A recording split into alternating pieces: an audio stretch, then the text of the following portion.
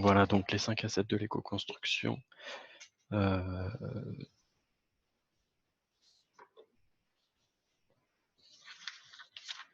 j'ai un petit peu de délai le temps que ça s'affiche.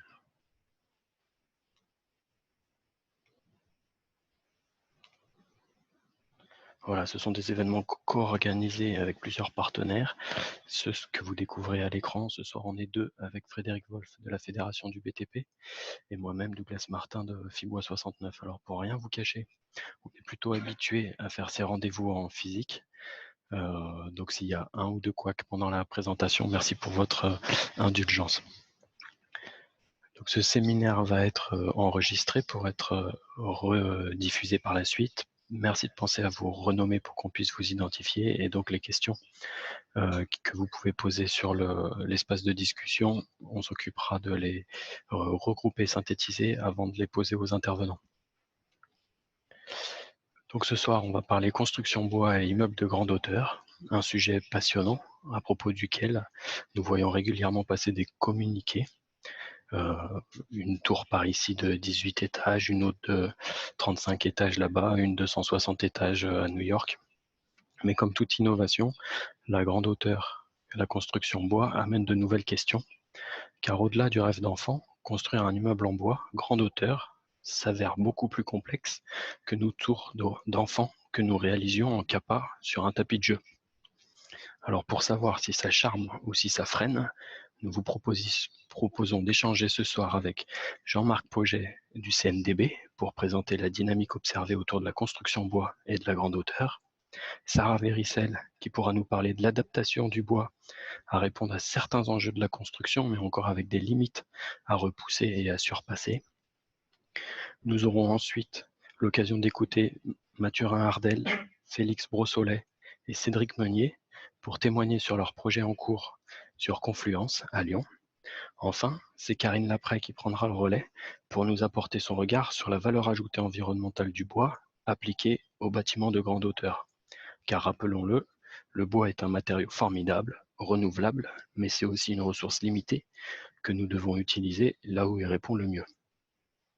Et je vous propose de démarrer tout de suite en donnant la parole à Jean-Marc Pauget du CNDB.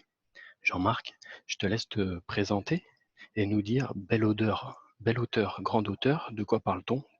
Comment fait-on? À quelle vitesse le marché se développe?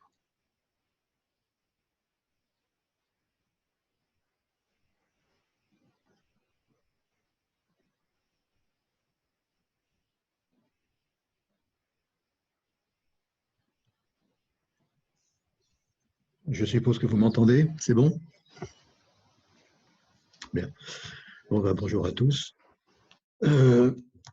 Donc, je représente le CNDB, le Comité national développement du bois, qui est un organisme qui est ancien maintenant, qui a 30 ans d'existence au sein de la filière forêt-bois française. Et notre rôle, c'est d'accompagner les acteurs de la maîtrise d'œuvre et les acteurs de la maîtrise d'ouvrage. On le fait à travers 3 pôles. Un pôle formation, on fait de la formation pour les concepteurs, mais un peu plus récemment maintenant pour la maîtrise d'ouvrage qui est demandeuse. On a un pôle expertise bois et puis un pôle, bien sûr, promotion et communication qui est le cœur du métier du CNDB. Et nous sommes soutenus par le Codifab. Voilà, alors pour cette petite intervention d'un quart d'heure, je vais vous rappeler quelques chiffres sur l'activité bois en France.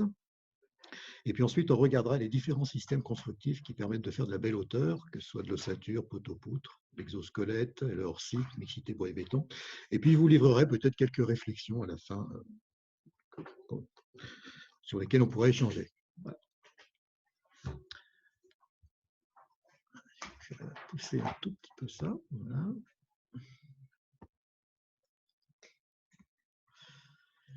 Alors, la filière bois fait régulièrement une enquête, elle la fait tous les 2 ans, au niveau de son activité. La dernière date de 2018, pour l'instant, on n'a pas celle de 2020, vu les événements actuels.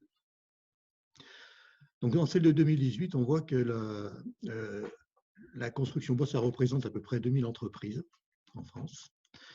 Le plus grand nombre d'entreprises se situe en région Rhône-Alpes, puisqu'on a 330 entreprises, et le plus faible est plutôt en Île-de-France. ces entreprises, là, vous avez en dessous un petit pourcentage qui vous donne quelle est la partie vraiment construction bois, parce qu'elles peuvent ne faire que de la charpente. Et on voit que globalement, ça représente pratiquement la moitié de l'ensemble de l'activité.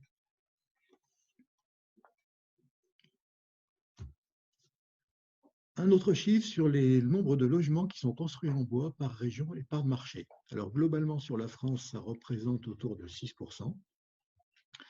Si on regarde la région Rhône-Alpes, on est autour de 7%, donc assez proche de la moyenne. Mais curieusement, c'est l'Ouest qui est assez en avance avec de l'ordre de 11%, qui avance assez bien. Sur la gauche, vous avez la répartition de ce qui se fait en logement collectif et en individuel. En gros, on a autour de 10 000 logements qui sont faits en collectif, tandis que l'individuel et le groupé représentent à peu près 15 000. Si maintenant on focalise sur le nombre de logements collectifs, uniquement collectifs, construits en bois par région et en part de marché, on s'aperçoit qu'on est en région Rhône-Alpes autour de 1700, ce qui fait une part de marché de 5%. La part moyenne en France étant de 4%, et on voit que là encore l'Ouest est plutôt en avance avec 11%. De part sur la partie logement.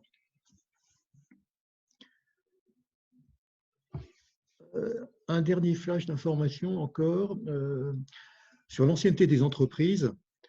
On a 40% des entreprises qui ont plus de 20 ans et en gros 3/4 des entreprises qui ont plus de 10 ans.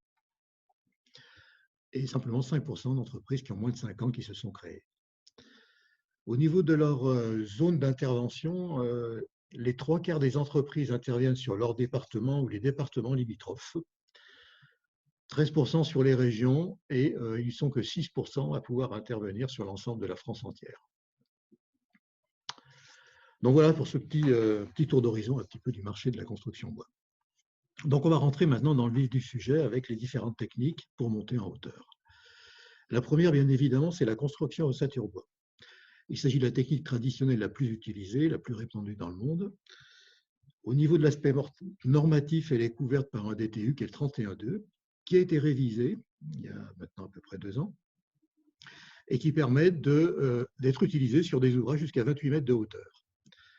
Puisque dans cette nouvelle édition du DTU ont été prises en compte les problématiques d'étanchéité à l'eau qu'on peut avoir quand on monte en hauteur, notamment vis-à-vis du vent, par exemple.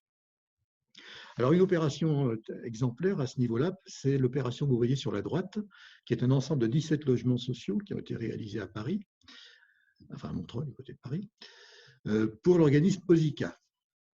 Vous avez la petite parcelle ici avec le bâtiment qui a été réalisé. On a un système qui est purement ossature bois, hormis le plancher au niveau du rez-de-chaussée qui est en CLT, et puis la cage centrale qui est également CLT pour la cage d'ascenseur. Tout l'ensemble est en système ossature bois. Les volets d'escalier sont en béton préfabriqué.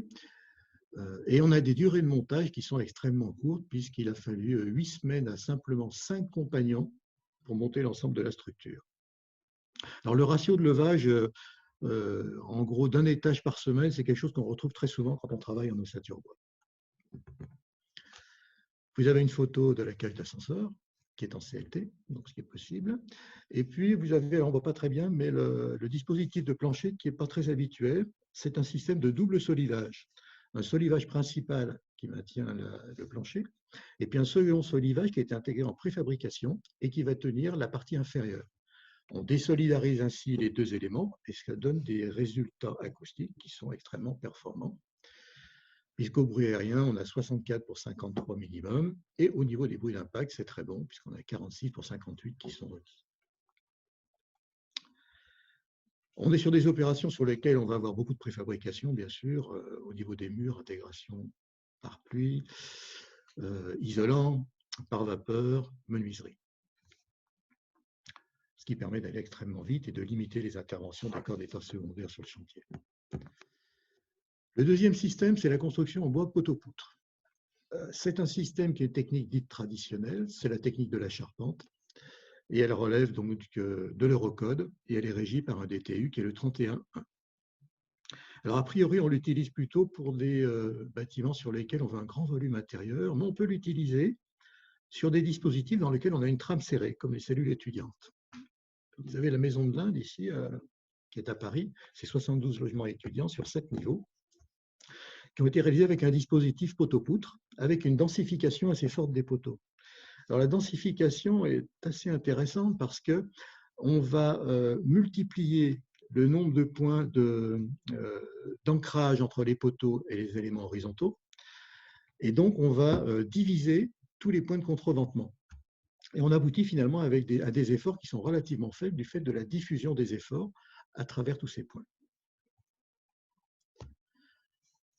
Autre exemple, alors là, on est toujours sur du poteau-poutre, mais cette fois-ci qui est complété avec un dispositif d'exosquelette. Alors cet ouvrage, eh bien, c'est une tour qui est en Norvège. Aujourd'hui, c'est la plus haute tour en bois qui sont construites. On est à 85 mètres de hauteur. Vous retrouvez donc le principe du poteau-poutre, mais vous avez un exosquelette qui là est intégré dans le plan de la structure. Vous avez des poteaux qui sont conséquents, ils font plus d'1 mètre de large avec 40 cm dans l'autre sens. Et tous les dispositifs d'assemblage sont des ferrures qui sont intégrées dans le bois, donc protégées du feu, et simplement bougeonnées. Troisième technique, c'est le bois lamellé croisé, qu'on connaît sous le nom de CLT maintenant, bien sûr. C'est une technique qui a été inventée en 1947 par un ingénieur qui s'appelait M. Gauthier. Et un premier process industriel, une dizaine d'années plus tard, fait par un entrepreneur qui s'appelait M. Rousseau, qui s'en servait pour faire des supports de toiture et des silos. C'est une technique qui ensuite s'est développée sur le plan industriel, on va dire, dans la fin des années 90, début 2000. Sur le plan normatif, on n'a pas de DTU, et c'est donc une technique qui demande un avis technique ou un DTA, un document technique d'application sur l'ATE, pour pouvoir être utilisé. En faisant toujours attention, parce que les avis techniques divergent sur différentes choses selon les produits, sur les niveaux de pression, par exemple, du produit, ce qui peut faire rendre différents les efforts de contreventement que peut assurer un plateau. Certains avis techniques permettent d'assurer l'étanchéité avec le panneau et d'autres pas. Donc, il faut bien rentrer dans l'avis technique du produit. Ils sont composés de lits de planches croisés, collés, à fil croisé, bien évidemment, et toujours avec un nombre impair pour assurer la stabilité. Vous avez aujourd'hui, j'ai regardé tout à l'heure, 11 fabricants européens qui disposent d'un avis technique. Vous les retrouvez très facilement sur le site du CSTB, et il y en a au moins 4 français, voire 5. Pour travailler sur le CLT, en attendant d'un DTU, vous avez un document qui est le document de référence à aujourd'hui, qui est disponible sur Programme Pacte qui rassemble tout ce qui avait été fait dans RAGE, Règles de l'art, Grenelle environnement. Ce guide est en téléchargement libre, il fait 60 pages, vous y trouverez tous les éléments nécessaires pour utiliser du CLT. Alors très rapidement, la fabrication du CLT, vous avez des lits de planches qui sont mis à plat. Ces lits de planches sont enduits avec de la colle. On a ensuite un dispositif qui va prendre un nouveau lit de planche par rotation, on va l'amener à 90 degrés, à nouveau un lit de colle, etc. Et puis ensuite, on a un système de pressage à la fois sur le dessus, puis ensuite latéral. Ça va nous donner des panneaux qui vont devoir être travaillés directement dans l'usine, parce que vu l'épaisseur des panneaux, ce n'est pas très facile à travailler, il faut des outils spéciaux. Donc vous avez un exemple ici avec un outil type défonceuse qui va créer les angles d'une ouverture, la circulaire qui va ensuite joindre les 4 angles. Puis ensuite, un travail dans l'angle. Alors, on peut aller très loin dans le travail des angles. On peut feuillurer, si on veut, l'ensemble du panneau. Et puis, vous avez des outils spéciaux qui permettent de faire à peu près tout ce que l'on veut en termes de taille dans tous les angles possibles et imaginables. Alors, c'est beaucoup utilisé parce que le panneau permet à la fois de travailler en façade, il permet de travailler au niveau du contreventement et il permet de travailler au niveau des planchers. Beaucoup d'opérations sont faites en R+4, R+5, et puis on commence à monter une opération sur la droite qui est déjà un petit peu ancienne d'ailleurs. C'est un R+7 qui a été fait à Saint-Dié. Toute la structure est en CLT et l'isolation est faite avec des caissons bois dans lesquels vous avez de la paille. Et ces caissons ont été appliqués ensuite sur la structure CLT. La plus grosse opération en CLT en France, je crois que c'est celle-ci, c'est 146 logements. On est à Strasbourg, sur ce qu'on appelle l'île au bois. L'opération est finalisée, elle a été livrée et elle fonctionne extrêmement bien. Alors après, je vous ai parlé de CLT, mais on peut aussi mixer les dispositifs et c'est souvent ce qui rend pertinent un projet, à la fois techniquement et sur le plan financier. Ici, c'est une opération à Montreuil qui a été réalisée par REI, qui est un promoteur qui s'est spécialisé dans la construction bois, et dans lequel vous avez un mixage de l'ossature bois pour les façades, puisqu'on n'a pas d'effort de contreventement à reprendre dans ces façades. Qui plus est, on gagne un petit peu d'épaisseur en ossature par rapport à un CLT. Et en revanche, les planchers sont réalisés avec du CLT. Et l'architecte qui souhaitait avoir le CLT apparent a donc choisi un dispositif dans lequel on renvoie au-dessus du panneau tout le complexe à la fois de ravoirage et puis d'isolation acoustique. On verra un peu d'autres raisons de ça tout à l'heure. Dans les techniques, vous avez la construction hors site. Alors, c'est quelque chose dont on parle beaucoup. Il commence à se développer. Ça devient un petit peu significatif. Là, je vous emmène dans la vallée de la Maurienne. C'est le domaine des Cibelles. L'opération est en train de se terminer. Elle va bientôt être livrée. Malheureusement, elle ne va peut-être pas beaucoup servir cet hiver, mais enfin. C'est une opération dans laquelle toutes les cellules sont préfabriquées. Vous les voyez en bas. Il ne reste plus qu'à gérer l'interface une fois qu'elles sont empilées. Ces cellules, vous les voyez au niveau de cette petite coupe, sont réalisées avec des murs. Le plancher est latéral, il n'est pas sous le mur, sinon il serait compressé par le mur. Les 3 premiers niveaux sont réalisés avec des murs en CLT, parce que c'est là qu'ils prennent un maximum d'effort, tandis que sur les 4 niveaux supérieurs, eh bien, de l'ossature a été utilisée, ce qui permet de réduire le coût. Donc le mixage des techniques est souvent pertinent pour arriver à une bonne équation financière. Alors dans le hors-site, on a une opération quand même qui est un petit peu conséquente, qui se situe en Norvège. C'est l'immeuble Tritt qui est à Bergen. L'opération est terminée, hein, elle est utilisée. Vous avez 14 étages de logement réalisés par tranches de 4 niveaux. Là, vous avez une tranche de 4 niveaux réalisée avec des cellules, réalisée en atelier. Puis ensuite est réalisé un exosquelette qui vient entourer l'ensemble de l'ouvrage et on vient glisser à l'intérieur les cages qui vont permettre de circuler. Ça doit être aujourd'hui le plus haut immeuble réalisé en logement en Europe, à ma connaissance. Donc le logement collectif bois, ça bouge beaucoup, hein, à peu près dans tous les pays, pour des raisons environnementales, pour des raisons d'accès aussi. À Londres, c'est très compliqué, par exemple, de construire des ouvrages en hauteur. On a peu de place, on ne peut pas stationner. Donc ça se développe beaucoup. Et d'ailleurs, celui qui a lancé le mouvement, on peut dire que c'est l'immeuble de logement qui est ici, le R+8, qui est à Londres, qui a été réalisé entièrement en CLT, et qui initialement d'ailleurs devait avoir un noyau béton. Et en fait, en faisant les études, les ingénieurs se sont aperçus qu'ils n'arrivaient difficilement à gérer les effets de tassement, et donc ils sont revenus à tout CLT. Pourtant, le système du noyau béton, c'est quelque chose qu'on utilise beaucoup. Là, vous avez une résidence étudiante à Vancouver qui est finalisée, hein, qui est terminée, qui utilise un mixte noyau béton et CLT. Mais pour gérer le problème des tassements, vous voyez qu'il n'y a jamais d'élément plan sur lequel que l'on va comprimer, ce qui créerait des tassements. Mais à chaque interface du bois debout, vous avez une pièce métallique qui vient interrompre l'élément horizontal, qui permet donc de gérer ces fameux tassements. On a aussi la mixité, alors toujours avec le noyau béton, pardon, je continue là-dessus, avec l'exemple du Palatio, très gros ouvrage à Nice, avec 2 noyaux béton et puis des éléments bois. Alors à Nice, il y a une particularité, vous devez le savoir, c'est qu'on est en zone sismique. Et l'idée dans ce projet, c'était d'utiliser les éléments béton pour le contreventement au niveau sismique. Il s'est avéré que c'est extrêmement difficile, car je cherche mes mots, le comportement d'un système bois n'est pas le même qu'un système béton. Donc ils ont eu beaucoup de mal à le faire. Et aujourd'hui, on envisage les choses autrement.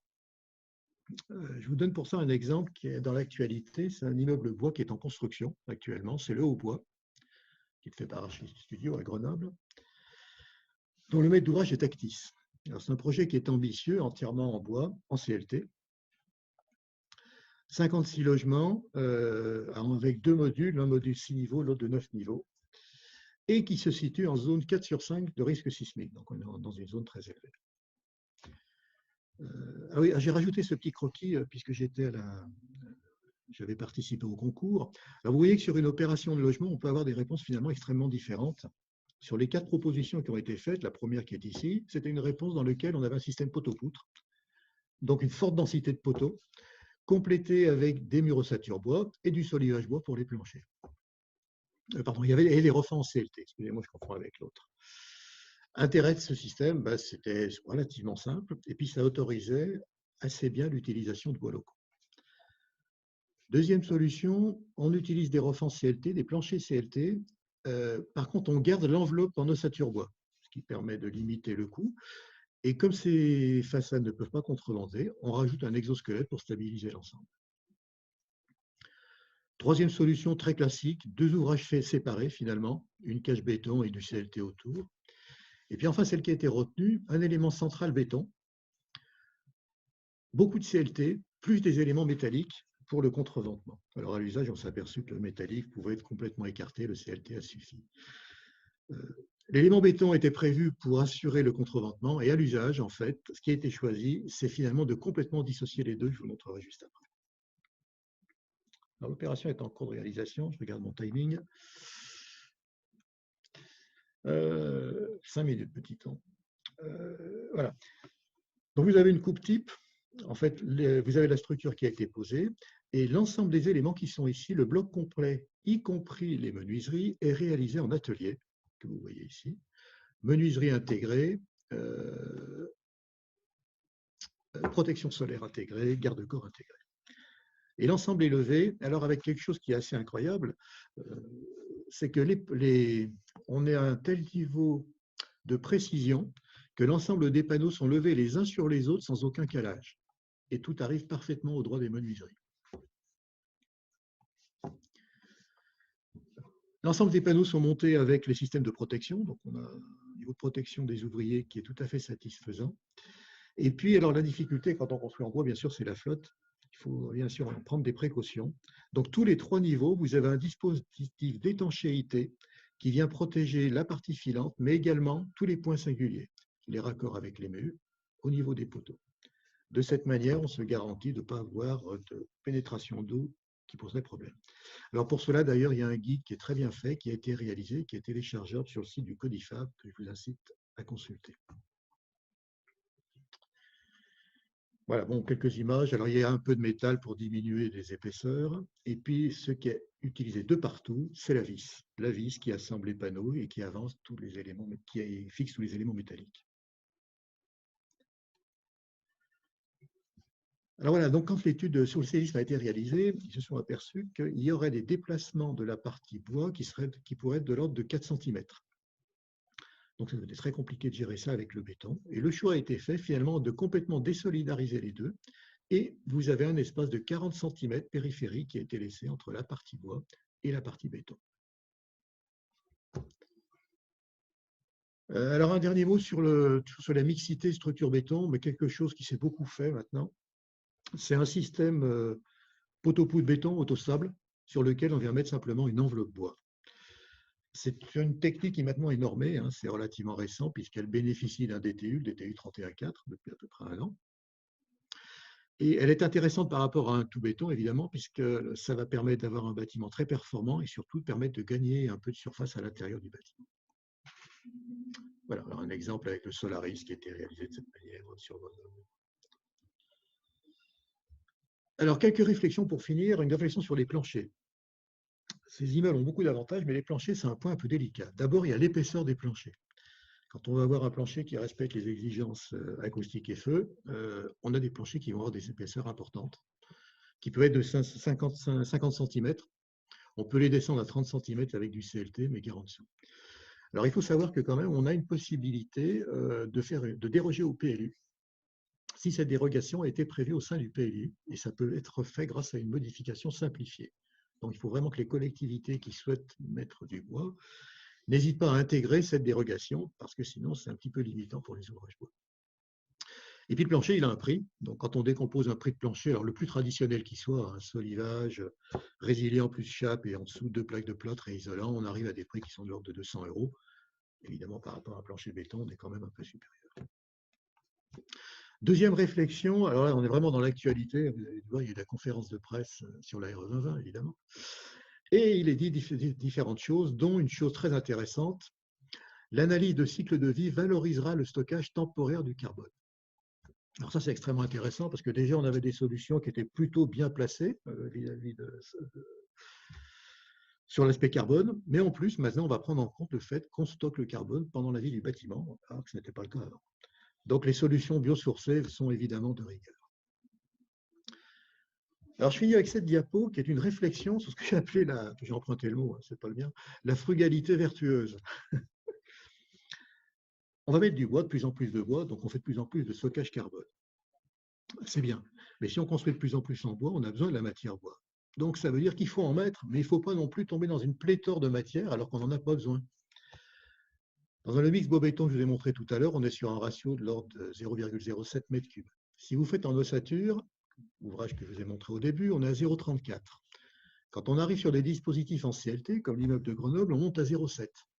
Et donc finalement, on arrive presque à doubler les quantités de matière pour un résultat final qui est sensiblement le même. Donc il y a une réflexion à avoir, mettons du bois, utilisons-le, mais mettons la quantité de matière qui est nécessaire sans en mettre trop. Et la solution qui paraît sûrement très intéressante, à moyen et à long terme, c'est le système exosquelette, puisqu'il permet finalement d'utiliser des parois légères, qui peuvent être de l'ossature. Il peut permettre d'utiliser des planchers traditionnels ou éventuellement des planchers CLT qui font diaphragme, et l'ensemble étant contreventé par l'extérieur. C'est sûrement une solution intéressante, performante, sans emmener trop de matière. Voilà, donc je suis à peu près dans le timing que l'on m'a donné.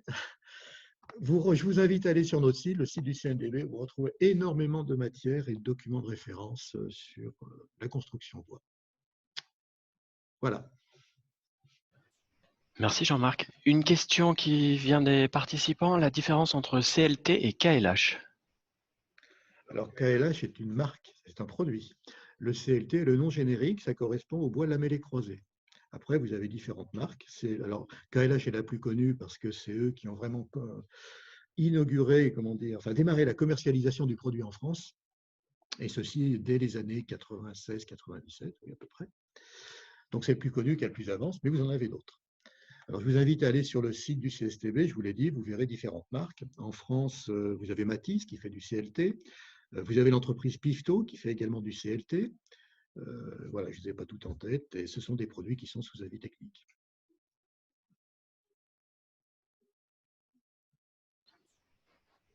Bon, on va passer à la suite. On n'a pas d'autres questions qui arrivent dans l'oreillette. Je vais donner donc maintenant la parole à Sarah. Sarah, en tant que praticienne du bois au quotidien, tu arrives à faire la part belle au bois. À quoi tu te heurtes aujourd'hui avant d'arriver à cette question de grande hauteur? Bonjour à tous. Alors, je vais essayer de partager mon écran.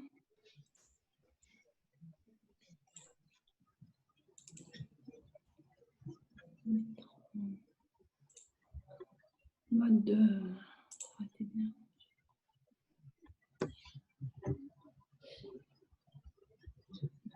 Vous voyez mon écran? Je te confirme qu'on voit l'écran. Ouais. Très bien. Alors, je vais être un peu hors sujet finalement par rapport au thème initial de la grande hauteur. Parce que chez Techné, on a effectivement participé au concours Adif Bois, on a été lauréat. Mais aujourd'hui, on n'a pas de réalisation de grande hauteur bois. Ça fait 30 ans qu'on fait du bois chez Techné. Depuis que l'agence a démarré, le premier gros projet de l'agence était un lycée tout bois. Mais aujourd'hui, voilà, on a eu un parcours à travers toute l'architecture bois depuis ces 30 années. Mais la grande hauteur, on s'y intéresse, on aimerait, on avance, mais on n'a pas encore construit, réalisé un immeuble en grande hauteur bois. Donc là, j'ai un petit peu essayé de montrer comment nous, dans la pratique, où est-ce qu'on arrive aisément à réaliser tout en bois, quels sont finalement les lieux où ça marche bien. Je vais vous illustrer ça par 2 gymnases, 2 écoles et deux éléments plus dans le logement. Et puis, je vais vous donner ce qu'on a cherché à pousser et puis ce qu'on a moins réussi à pousser, ce qui nous reste comme perspective à développer. Le premier bâtiment avec lequel on a réussi à pousser le bois, c'est ce gymnase après le lycée bien sûr dont je vous parlais tout à l'heure, c'est ce lycée de Saint-Martin-en-Haut qui est c'est pas un lycée du tout, c'est un gymnase à Saint-Martin-en-Haut. On a travaillé avec le bureau d'études arborescence, BE Bois, avec qui on travaille, on co-conçoit ces bâtiments vraiment sur sur cette technique constructive. Donc, on est sur on est sur des grands volumes plutôt que sur de la grande hauteur. Et à partir de là, ce sont des conceptions qui font appel à de l'ingénierie assez pointue, avec une recherche de, comme vous le disiez Jean-Marc, de pas forcément être dans beaucoup de volume du bois, d'être aussi frugal sur la matière consommée, mais par contre d'être dans une efficacité structurelle et technique. Donc là, on était sur un gymnase qui est venu... Sarah, excuse-moi de te couper, on est toujours sur la première diapo sur ton Mince alors. écran. Ça, vous ne voyez pas défiler mes... Non. Mince. Alors, je recommence. Je retente le... Parce que là, j'en ai fait passer 5 ou 6. Désolée. Ok. Je recommence. Tu as 2 écrans ou pas, Sarah? Non, non, j'en ai qu'un, mais parce que j'étais en mode plein écran, c'est peut-être Voilà. ça. Et il faut que j'évite le mode plein écran. Non, il faut juste que tu choisisses la bonne fenêtre. Normalement, attendez, normalement, j'avais pris la bonne fenêtre. Où tu projettes tout ton écran, ce sera plus simple. Affichage, mode plein écran. Et ensuite...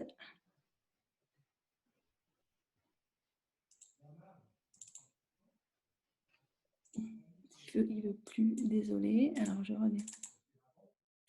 Qu'est-ce que vous voyez? C'est bon, on a le gymnase. Alors, et si j'enchaîne, est-ce que... Ouais, ça passe. Là, ça change? Ok. Ouais, ouais. Bon, le gymnase de Saint-Martin-en-Haut, tout bois, la structure en arête de poisson conçue avec arborescence, donc une légèreté dans le dessin. On la voit ici également, un mur rideau bois et tout un travail de parement bois intérieur. On voit le principe de l'installation du gymnase dans la colline finalement, puisqu'on ne souhaitait pas avoir de grande émergence. Donc on a quand même un sous-œuvre béton avec une paroi cloutée qui nous permet par ailleurs d'aller chercher un puits canadien entre la paroi cloutée et la paroi naturelle, d'aller installer un puits canadien qui va permettre d'amener de la fraîcheur, de l'air frais grâce à la double flux. Bon, c'est un des sujets par ailleurs qui nous questionne beaucoup sur la construction bois, c'est la disponibilité de l'inertie et de la question du confort d'été. Donc, quand on travaille avec le bois, on sait que il va falloir amener de l'inertie en plus, puisque elle ne sera pas embarquée dans la structure. Et on réfléchit à cette complémentarité entre les matériaux pour retrouver de l'inertie, en plus des protections solaires qui permettent, pour pouvoir gérer la question du confort d'été, puisqu'on sait que le confort d'été passif est un des enjeux majeurs des prochaines années. Donc on voit ici l'installation du gros œuvre dans la colline, et puis les poutres préfabriquées et livrées sur site. Et enfin le mur rideau bois qui est monté, et tous les brises-soleil qui ont été également préfabriqués et rapportés ensuite devant la façade pour assurer le contrôle solaire dans le gymnase. Donc ça, c'est un projet qui a plus de 10 ans. Vous connaissez ce gymnase-là, qui est un gymnase pour lequel on a été associé à Dietrich Untertrifaller. C'est une équipe donc entre ces deux agences qui est dans le 8e, à Lyon, à Bonlay, dans le quartier de Gerland. Et qui a été un travail beaucoup de sculpture également de la toiture pour aller chercher la lumière, pour répartir la lumière naturellement dans la grande salle du gymnase. Encore une fois, on est sur des grands volumes, et là, on est sur des grandes poutres lamellées-collées, mais qui viennent porter des caissons. C'est une toiture caisson, et ces caissons œuvrant pour ramener en tant que shed de la lumière naturelle à l'intérieur. On a aussi le mur rideau bois, et on a ici des murs ossature bois qui viennent remplir la structure, et qui sont des murs ossature bois remplis de paille, puisque c'est l'étape d'après par rapport à la construction bois, c'est celle d'utiliser les matériaux biosourcés également dans les isolants. Et on a vraiment par cette pratique des gymnases, constaté que dans l'épaisseur d'un poteau qui doit porter sur cette grande portée de 24 mètres de la largeur d'un gymnase, le poteau va facilement aller sur les 34, 36 ou 40 cm, donc dans lesquels on va pouvoir venir installer le mur ossature bois et sa botte de paille qui fait 37 cm. Donc là, on a le schéma structurel, enfin le dessin structurel sous CADWORK qui a été mené par Arborescence. On voit la grande salle, on voit également le dojo ici, et on voit l'ensemble des sheds, des caissons qui sont répartis dans ces poutres qui traversent ces portiques sur la largeur. Et puis tout le système de contreventement en bois massif. Voilà la façon dont SDCC, l'entreprise qui était retenue pour le projet Entreprise Bois, a amené ces portiques préfabriqués, les a levés sur site, les a au fur et à mesure contreventés et au fur et à mesure aussi posé ces caissons de murs ossature bois qu'on verra dans la slide suivante. Et là, on voit la façon dont les caissons de toiture qui font shed étaient préfabriqués, y compris avec les attentes destinées à recevoir la couverture et ensuite assemblés avec la couverture ensemble sur la toiture. Donc on voit les poteaux, les grandes portées, et on voit que l'épaisseur des poteaux permet ensuite de venir installer les caissons qui sont préfabriqués, encore une fois, en atelier et avec la taille exacte qui sera remplie par la botte de paille. On la voit ici, la botte de paille. Et clos avec le pare-pluie et le pare-vapeur posés de chaque côté. Et ensuite installé entre la structure primaire et les joints, les raccords de pare-pluie et de pare-vapeur sont faits sur site in situ. Et le bardage était également préfabriqué sur le caisson avant pose, et uniquement les joints, les raccords de bardage ont été réalisés sur site. Donc voilà, c'est assez rapide parce que je témoigne ici des expériences, de diverses expériences que Techné a menées. On se rend compte que la paille est un matériau particulièrement intéressant en complément du bois dans ces grandes structures. Ce chantier s'est fait très vite par rapport à d'autres chantiers qu'on a pu avoir sur site. Je n'ai plus exactement les délais, mais de mémoire, en 12 mois hors préparation, hors préparation de chantier, le chantier était terminé. Et puisque tout était préfabriqué sur place en atelier, il y a toujours un petit peu un réglage entre le moment où le béton est terminé et où on doit contrôler les cotes et ajuster la structure, parce qu'on fabrique la structure avant que le béton soit terminé. Donc il y a un petit peu toujours des questions d'ajustement, mais enfin le chantier s'est quand même très bien déroulé globalement. Ensuite, je vais vous parler d'école, puisque alors on n'est pas du tout dans la grande hauteur, mais on est sur un autre enjeu qui est le bois en milieu urbain dense en réhabilitation. Ici, on était sur un grand groupe scolaire, de mémoire d'une quinzaine de classes qui est passé à 20 classes. Avec une grosse restructuration, dont une partie de démolition. Et le parti a été, pour liaisonner les écoles à l'intérieur du groupe scolaire, de créer un bâtiment-pont qui venait s'installer au-dessus de la cour pour libérer le sol et faire en sorte que, même si on densifie le groupe scolaire, on continue d'offrir de l'espace de plein air, au sol, pour les enfants, pour les cours de récréation, et voire même on l'augmente par rapport à ce qui était existant préalablement. Donc, on voit ce bâtiment-pont qui porte ici sur 2 appuis, seulement avec un porte-à-faux de 8 mètres. Et qu'est-ce qui permet ce bâtiment-pont? C'est que la façade est effectivement un squelette. La façade est une poutre treillie sur l'ensemble de sa hauteur et de sa longueur, et qui est assemblée en plusieurs éléments, comme on va le voir par la suite.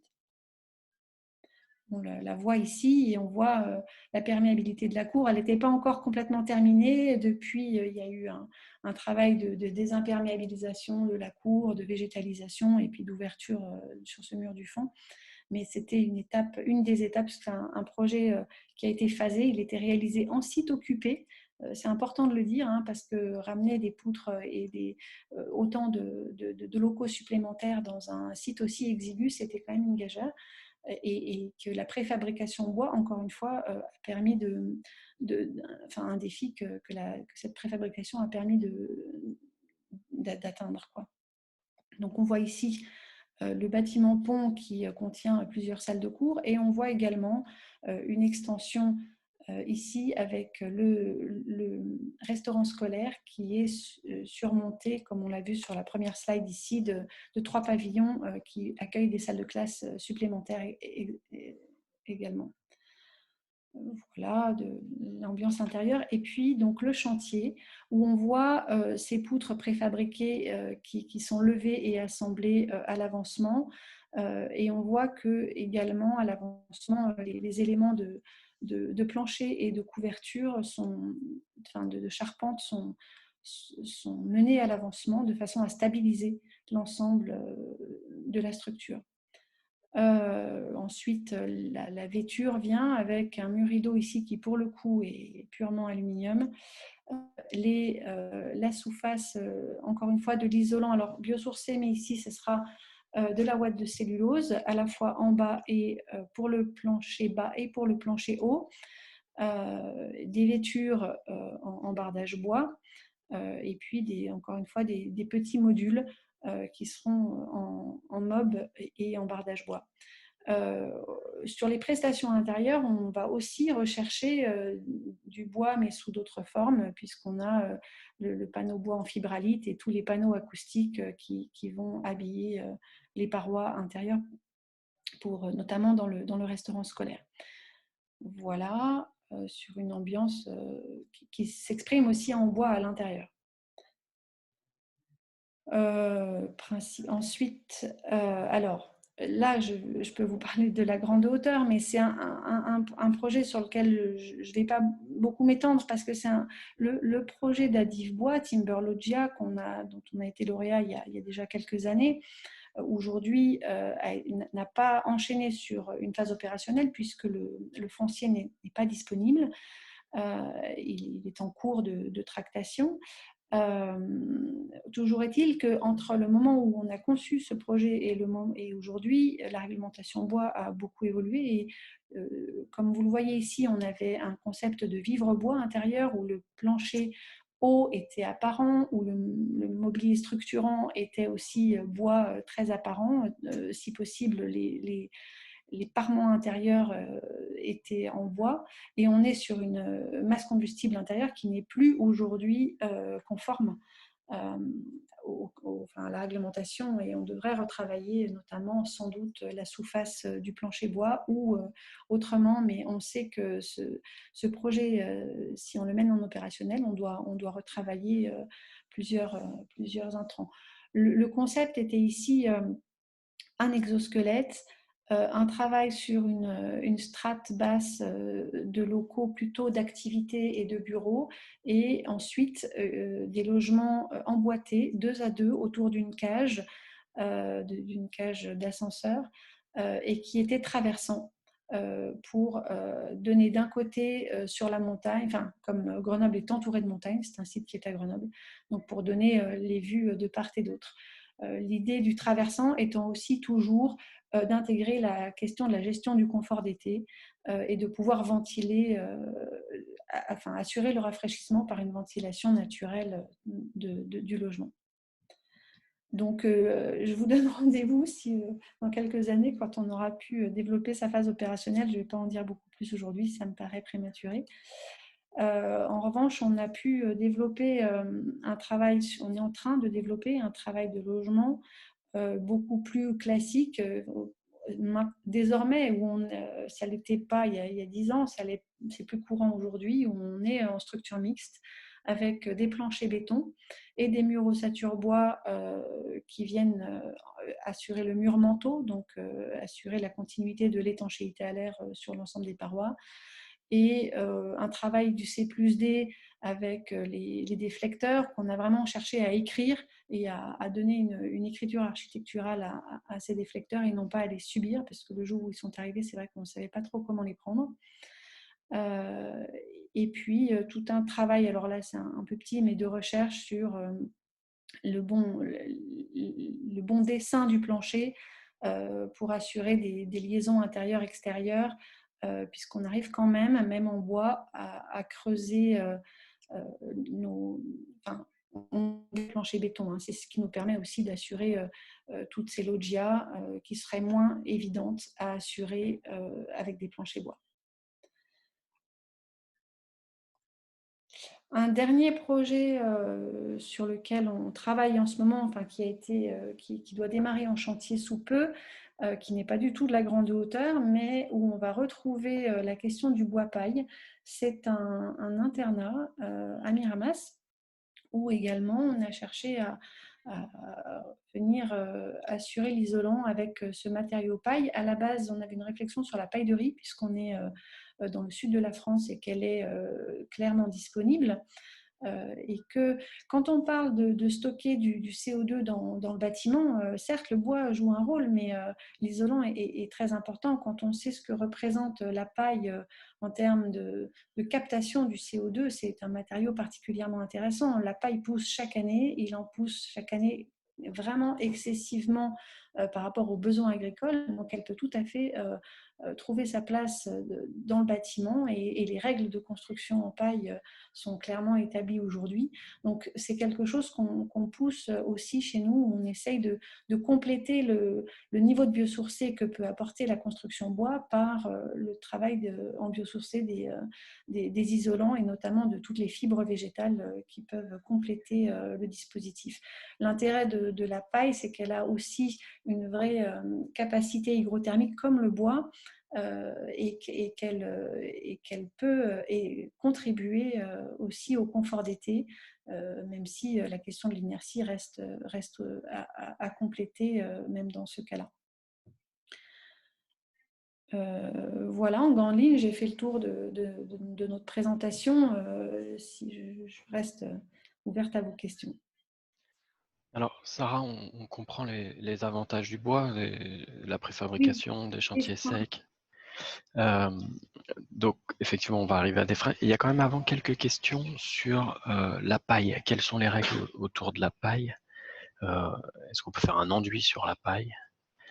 Et voilà. Est-ce que tu peux nous dire la paille aujourd'hui, qu'est-ce qui régit l'utilisation de la paille? Alors, je ne l'ai pas en tête, hein. Je ne suis pas très bonne pour mémoriser toutes les normes. C'est pour ça que j'ai toujours les bouquins à proximité. Mais en tout cas, il y a clairement des règles de mise en œuvre de la paille.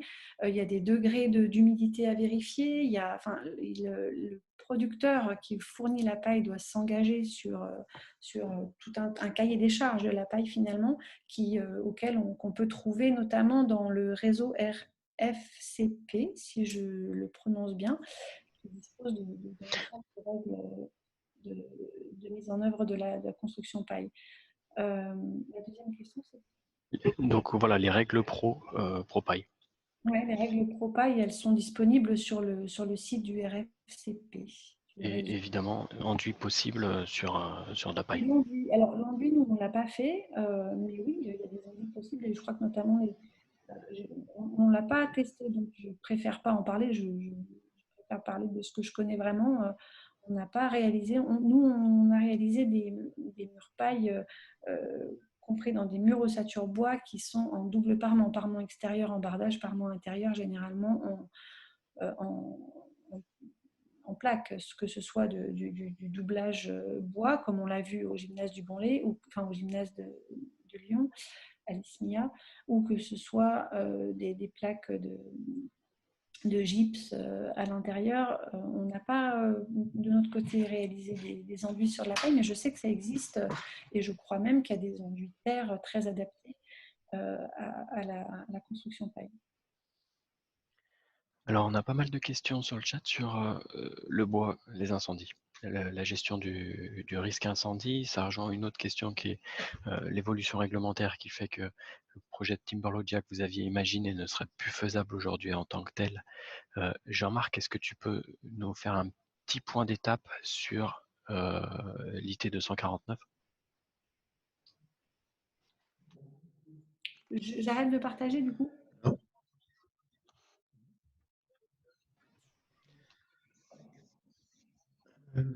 Alors, jusqu'en 2010, la fameuse IT 249, qui est l'instruction technique qui définit la propagation du feu d'étage en étage, ne comportait pas de solution bois. Donc, dès qu'on voulait faire un ouvrage en troisième famille en bois, c'était impossible, on était bloqué par les bureaux de contrôle. En 2010, ont été intégrées des solutions génériques. C'était un premier pas, ce qui a permis de débloquer des situations. Et depuis 2010, on a toute une série d'essais nombreux qui ont été réalisés, de ce qu'on appelle l'essai Le Pire 2. Alors, je ne sais pas si ça parle à tout le monde. C'est un essai normalisé dans lequel vous avez une boîte en béton avec 3 faces verticales sur 2 niveaux et demi. Et puis la 4e face, c'est la façade que l'on va tester. Et on a testé ainsi des façades bois. Moi, j'ai connaissance de 15 essais, mais il y en a beaucoup plus qui ont été réalisés. Il y en a au moins 15 qui ont été réalisés, avec différentes options. Ce sont des essais destructifs, c'est-à-dire qu'on met une charge de bois au rez-de-chaussée, et puis on regarde ce qui se passe, et en fonction de ce qui se passe, eh bien, on corrige le tir.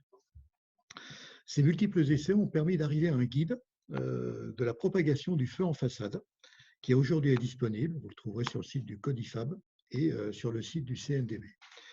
Il définit plusieurs choses. D'abord, il définit la présence d'un écran thermique pour le passage du feu.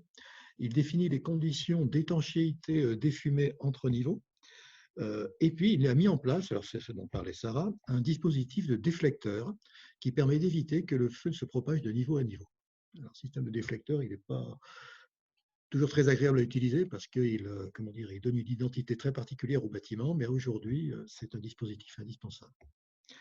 Alors, autre point très important, toujours sur le feu, la réglementation, vous avez dû voir, a évolué cet été, je crois que c'était au mois d'août, en 2020. On est passé d'un système dans lequel on nous demandait la réaction au feu de différents composants vers un système dans lequel on nous demande d'avoir, si on n'est pas A2 au niveau de l'ensemble des composants, un dispositif complet qui vaut appréciation de laboratoire. Le document qui a été réalisé, dont je viens de vous parler, la propagation du feu, est une appréciation de laboratoire. Donc, c'est un document sur lequel on peut s'appuyer dès que l'on fait des ouvrages de troisième famille et que l'on veut utiliser l'IT 249. Il en est aujourd'hui à la version V2 et on va bientôt avoir une version V3 qui va également sortir, qui prend en compte les derniers essais qui ont été réalisés. Voilà, je pense. Je ne sais pas si j'ai répondu à la question. Merci Jean-Marc. Alors, on a quelques questions qui pourront être traitées un peu plus loin dans les présentations, donc on ne va pas tout de suite les poser. Le temps que Monsieur Ardel, du coup, installe son partage d'écran, je voulais juste répondre à une question qui me paraît centrale aujourd'hui quand même, c'est le stockage du bois. Le stockage du carbone dans le bois. Les arbres jeunes, la question qui est posée, ont-ils stocké suffisamment de carbone? L'arbre, au moment de sa croissance, va séquestrer du CO2 et le stocker dans sa matière qui constitue ensuite son tronc ou ses branches. Donc à partir du moment où vous avez un tronc et des branches, et le tronc va être scié pour faire un bois de structure, vous savez que le CO2 est dedans. Il n'y a pas besoin d'avoir des vieux arbres pour avoir du vieux CO2. Le CO2 est aussi disponible sur les arbres jeunes. Voilà donc.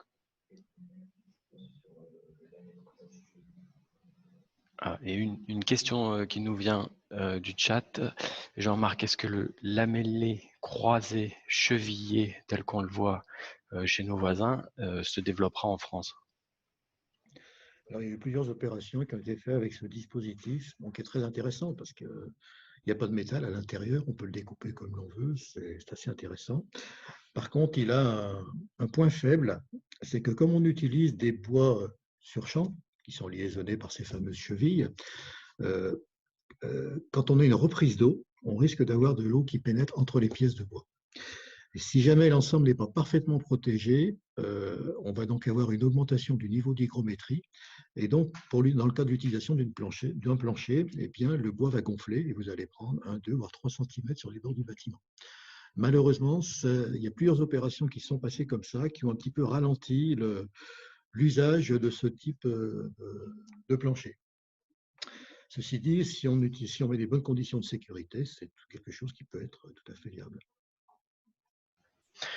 Merci Jean-Marc. Et donc, on va donner la parole à l'équipe qui va nous présenter le projet qui est en cours sur l'îlot C2 Sud à Confluence. Donc, Monsieur Ardel, Monsieur Brossolet et Monsieur Meunier. Je vous donne la parole tout de suite. Bonsoir. Je suis Mathieu Ardel, je vais vous présenter. Ça défile pas, ça commence bien. Excusez-moi, toujours le même problème. Ah si, voilà. Hop. Donc Ardel-Le-Bihan, on est une agence installée à Paris, créée en 2005 avec Cyril Le-Bihan. Une agence pas particulièrement spécialisée dans la construction bois, mais qui par contre a eu plusieurs occasions de travailler avec ce matériau. Une toute première d'ailleurs, un peu par hasard, une première réalisation architecturale en 2005, au tout début de l'agence, avec cette surélévation proposée pour des particuliers, 14e arrondissement de Paris, et pour laquelle nous avions utilisé une structure entièrement en CLT, pour une raison assez stratégique qui était d'éviter un échafaudage parapluie très coûteux pour une opération d'une taille assez modeste. Et grâce à cette technique, on avait pu monter l'ossature entière en une petite après-midi et éviter ainsi cet échafaudage parapluie coûteux. Et puis une opération de très grande hauteur, là pour le coup, en tout cas pour ce qui est du bois, qui nous occupe ces derniers temps, avec cette opération située dans le 13e arrondissement de Paris, à Brunzeau, à la frontière avec la ville d'Ivry, et dans un climat, je dirais, d'innovation et d'ambition environnementale assez exceptionnelle, comme sur cette ZAC de Paris-Rive Gauche, la proposition d'intégrer dans des immeubles de grande hauteur une certaine quantité de bois, notamment sur 2 IGH qu'on développe avec Youssef Tomé et David Adjaï, avec 2 immeubles qui sont respectivement à 100 mètres et 180 mètres, d'intégration du bois structurel dans les planchers encapsulés. Voilà. Je ne détaillerai pas aujourd'hui cette opération qui est assez complexe et assez longue à exposer, puis ce n'est pas le sujet, mais j'en viendrai vous en parler avec plaisir. Aujourd'hui, le sujet qui nous amène à vous présenter ce projet avec nos partenaires UTEI et Woodéum, c'est donc ce lot sur le territoire de la Confluence, donc un territoire à la fois connu pour l'innovation architecturale, le prestige, il y a une quantité de clusters au kilomètre carré qui doit être assez record, et des attentes forcément en termes d'innovation et d'ambition environnementale extrêmement élevées. Et donc l'équipe que nous avons formée avec UTV et Woodéum et nos confrères d'Insolite avait été sélectionnée sur cette parcelle avec une demande très particulière et qui a sans doute participé aussi de la pertinence du choix du bois pour ce projet, qui était celui d'ouvrir, de livrer le chantier en même temps ou avant l'ouverture de l'école qui est sur la parcelle mitoyenne et qui devait ouvrir pour la rentrée 2021. Le calendrier était un petit peu perturbé, mais cette contrainte est maintenue et du coup le choix du bois dans un premier temps pour pouvoir réduire énormément le calendrier chantier et tenir cette promesse. Alors un défi du coup, c'est celui de construire un des 4 bâtiments à 50 mètres, un immeuble de moyenne hauteur, en logement principalement de type 4e famille, à une hauteur de 50 mètres, tout en ayant un rendu architectural minéral, puisque Herzog et de Meuron et Atelier Ruel, qui sont les maîtres d'œuvre du projet urbain, avaient demandé sur cette phase 2, dernière phase de la Confluence, d'avoir des bâtiments d'expression minérale.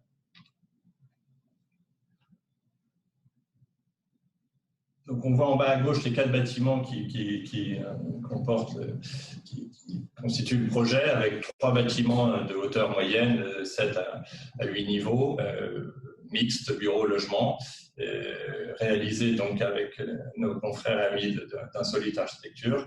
Et puis ce bâtiment un peu plus haut, dont je vais parler plus spécifiquement ce soir, puisque c'est le thème de la grande hauteur qui est attendu. Donc un immeuble de 50 mètres, qu'on voit un peu mieux à droite, qui répond dans le projet urbain à une séquence urbaine comme ça, sur un certain nombre de parcelles, une émergence à 50 mètres, bien ponctuée et rythmée de la grande avenue. Et celui-ci donc en est un parmi eux.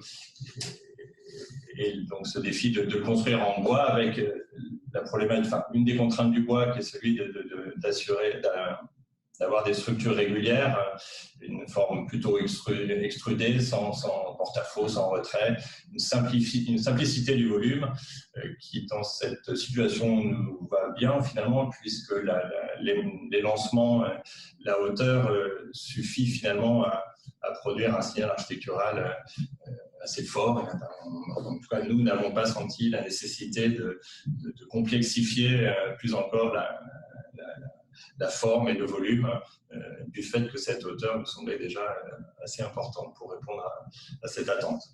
Donc un bâtiment finalement qui n'a pas l'aspect d'un bâtiment en bois, on pourra sans doute en reparler, c'est sans doute une des difficultés qu'on a aujourd'hui avec la réglementation actuelle. On voit sur ces images que l'ambition architecturale de ce point de vue était limitée aux sous-faces des loggias, qui étaient les seules parties en bois visibles sur le projet à l'origine, mais dont on ne sait pas encore si on va pouvoir aller jusqu'au bout, puisque la réglementation actuelle considère ces parties comme intégrant l'ensemble de la façade et du coup soumises aux règlements qui sont ceux de la façade, et donc on n'a pas possibilité de participer à la construction de l'immeuble. Le principe structurel général est mixte. C'est vrai qu'on n'est pas du tout dogmatique dans ce domaine. Comme disait tout à l'heure Jean-Marc, on essaye plutôt de mettre le matériau le plus adapté à chaque emplacement, et du coup le socle qu'on a plutôt travaillé en béton, un noyau béton déjà. Le contreventement, c'est une tour tube avec un noyau béton qui assure le contreventement, et puis un socle qu'on a aussi travaillé en béton, d'une part parce que le socle, les deux premiers niveaux accueillent du tertiaire, ces deux plateaux de bureaux, et que à ce stade commercialement le plateau de bureau en bois n'a pas rassuré la maîtrise d'ouvrage et potentiellement les investisseurs, et on a plutôt choisi de travailler cette partie en béton. Ça nous a permis aussi de souligner la mixité programmatique dans l'immeuble avec deux systèmes constructifs superposés. Puis tout de même, quand même en sismique, un béton qui aide à réduire un petit peu l'encastrement du bâtiment dans le sol. Et puis à partir du troisième étage et jusqu'au dernier, donc 16 niveaux au total, et 14 donc sur du R+2 en ossature bois, poteaux massifs et plancher CLT, et puis les remplissages de façades en CLT sur la face intérieure pour venir lisser les façades côté intérieur, et donc l'exosquelette envoyé côté extérieur pour limiter en termes d'ergonomie les impacts des poteaux assez massifs à l'intérieur des logements.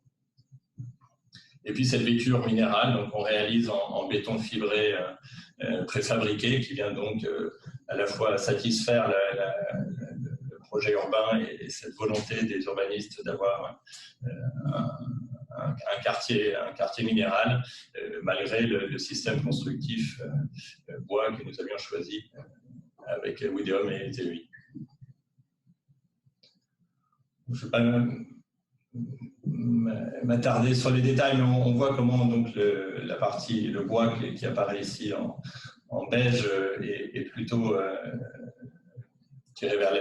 positionné sur l'extérieur. Ce qui nous intéresse, nous, architecturalement, c'est que l'importance de ces masses et de ces sections produit du relief sur l'architecture. Je disais tout à l'heure que la structure bois nous impose une certaine sobriété dans la volumétrie, mais par contre, à l'échelle de la modénature, la valeur des sections et des éléments constitutifs produit du relief un peu plus que sur un bâtiment en maçonnerie de hauteur équivalente, et ça nous intéresse parce que du coup les façades ont du relief, projettent des ombres à différentes échelles.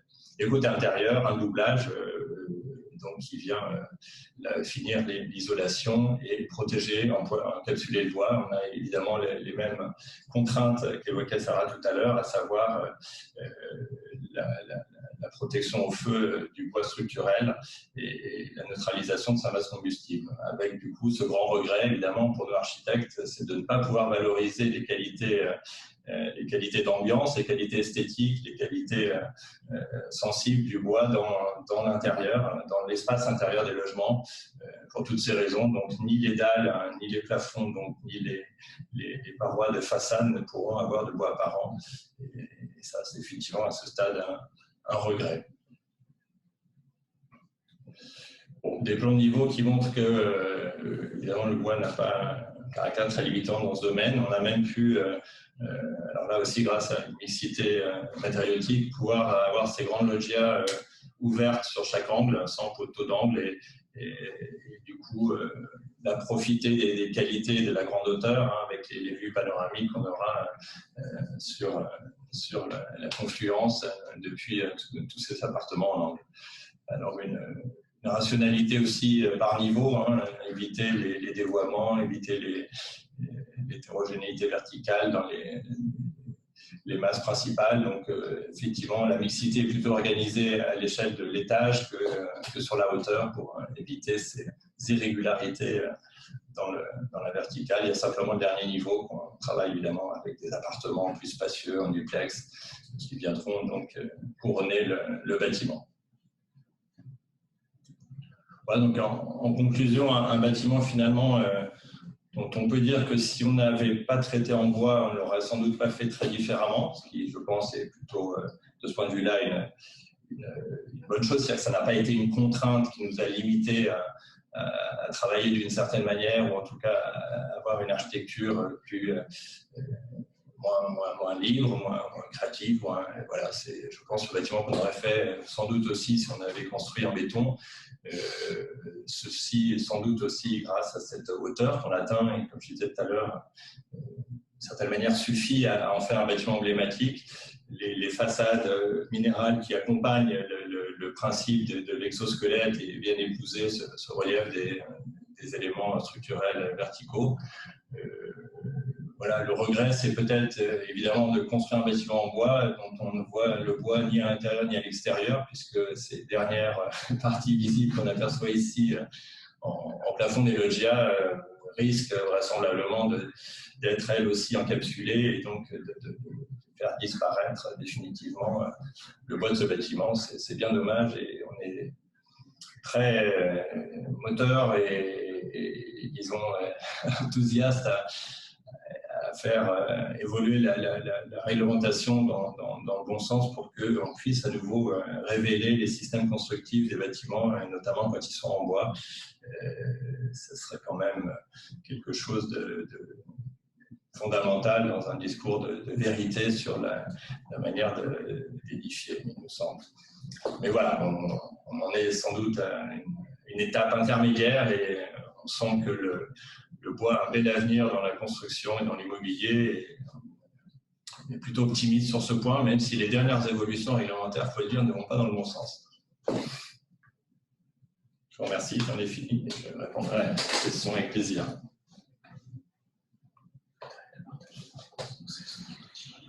Je reprends un commentaire. Dommage de ne pas le voir le bois, en effet. Le programme est un démonstrateur.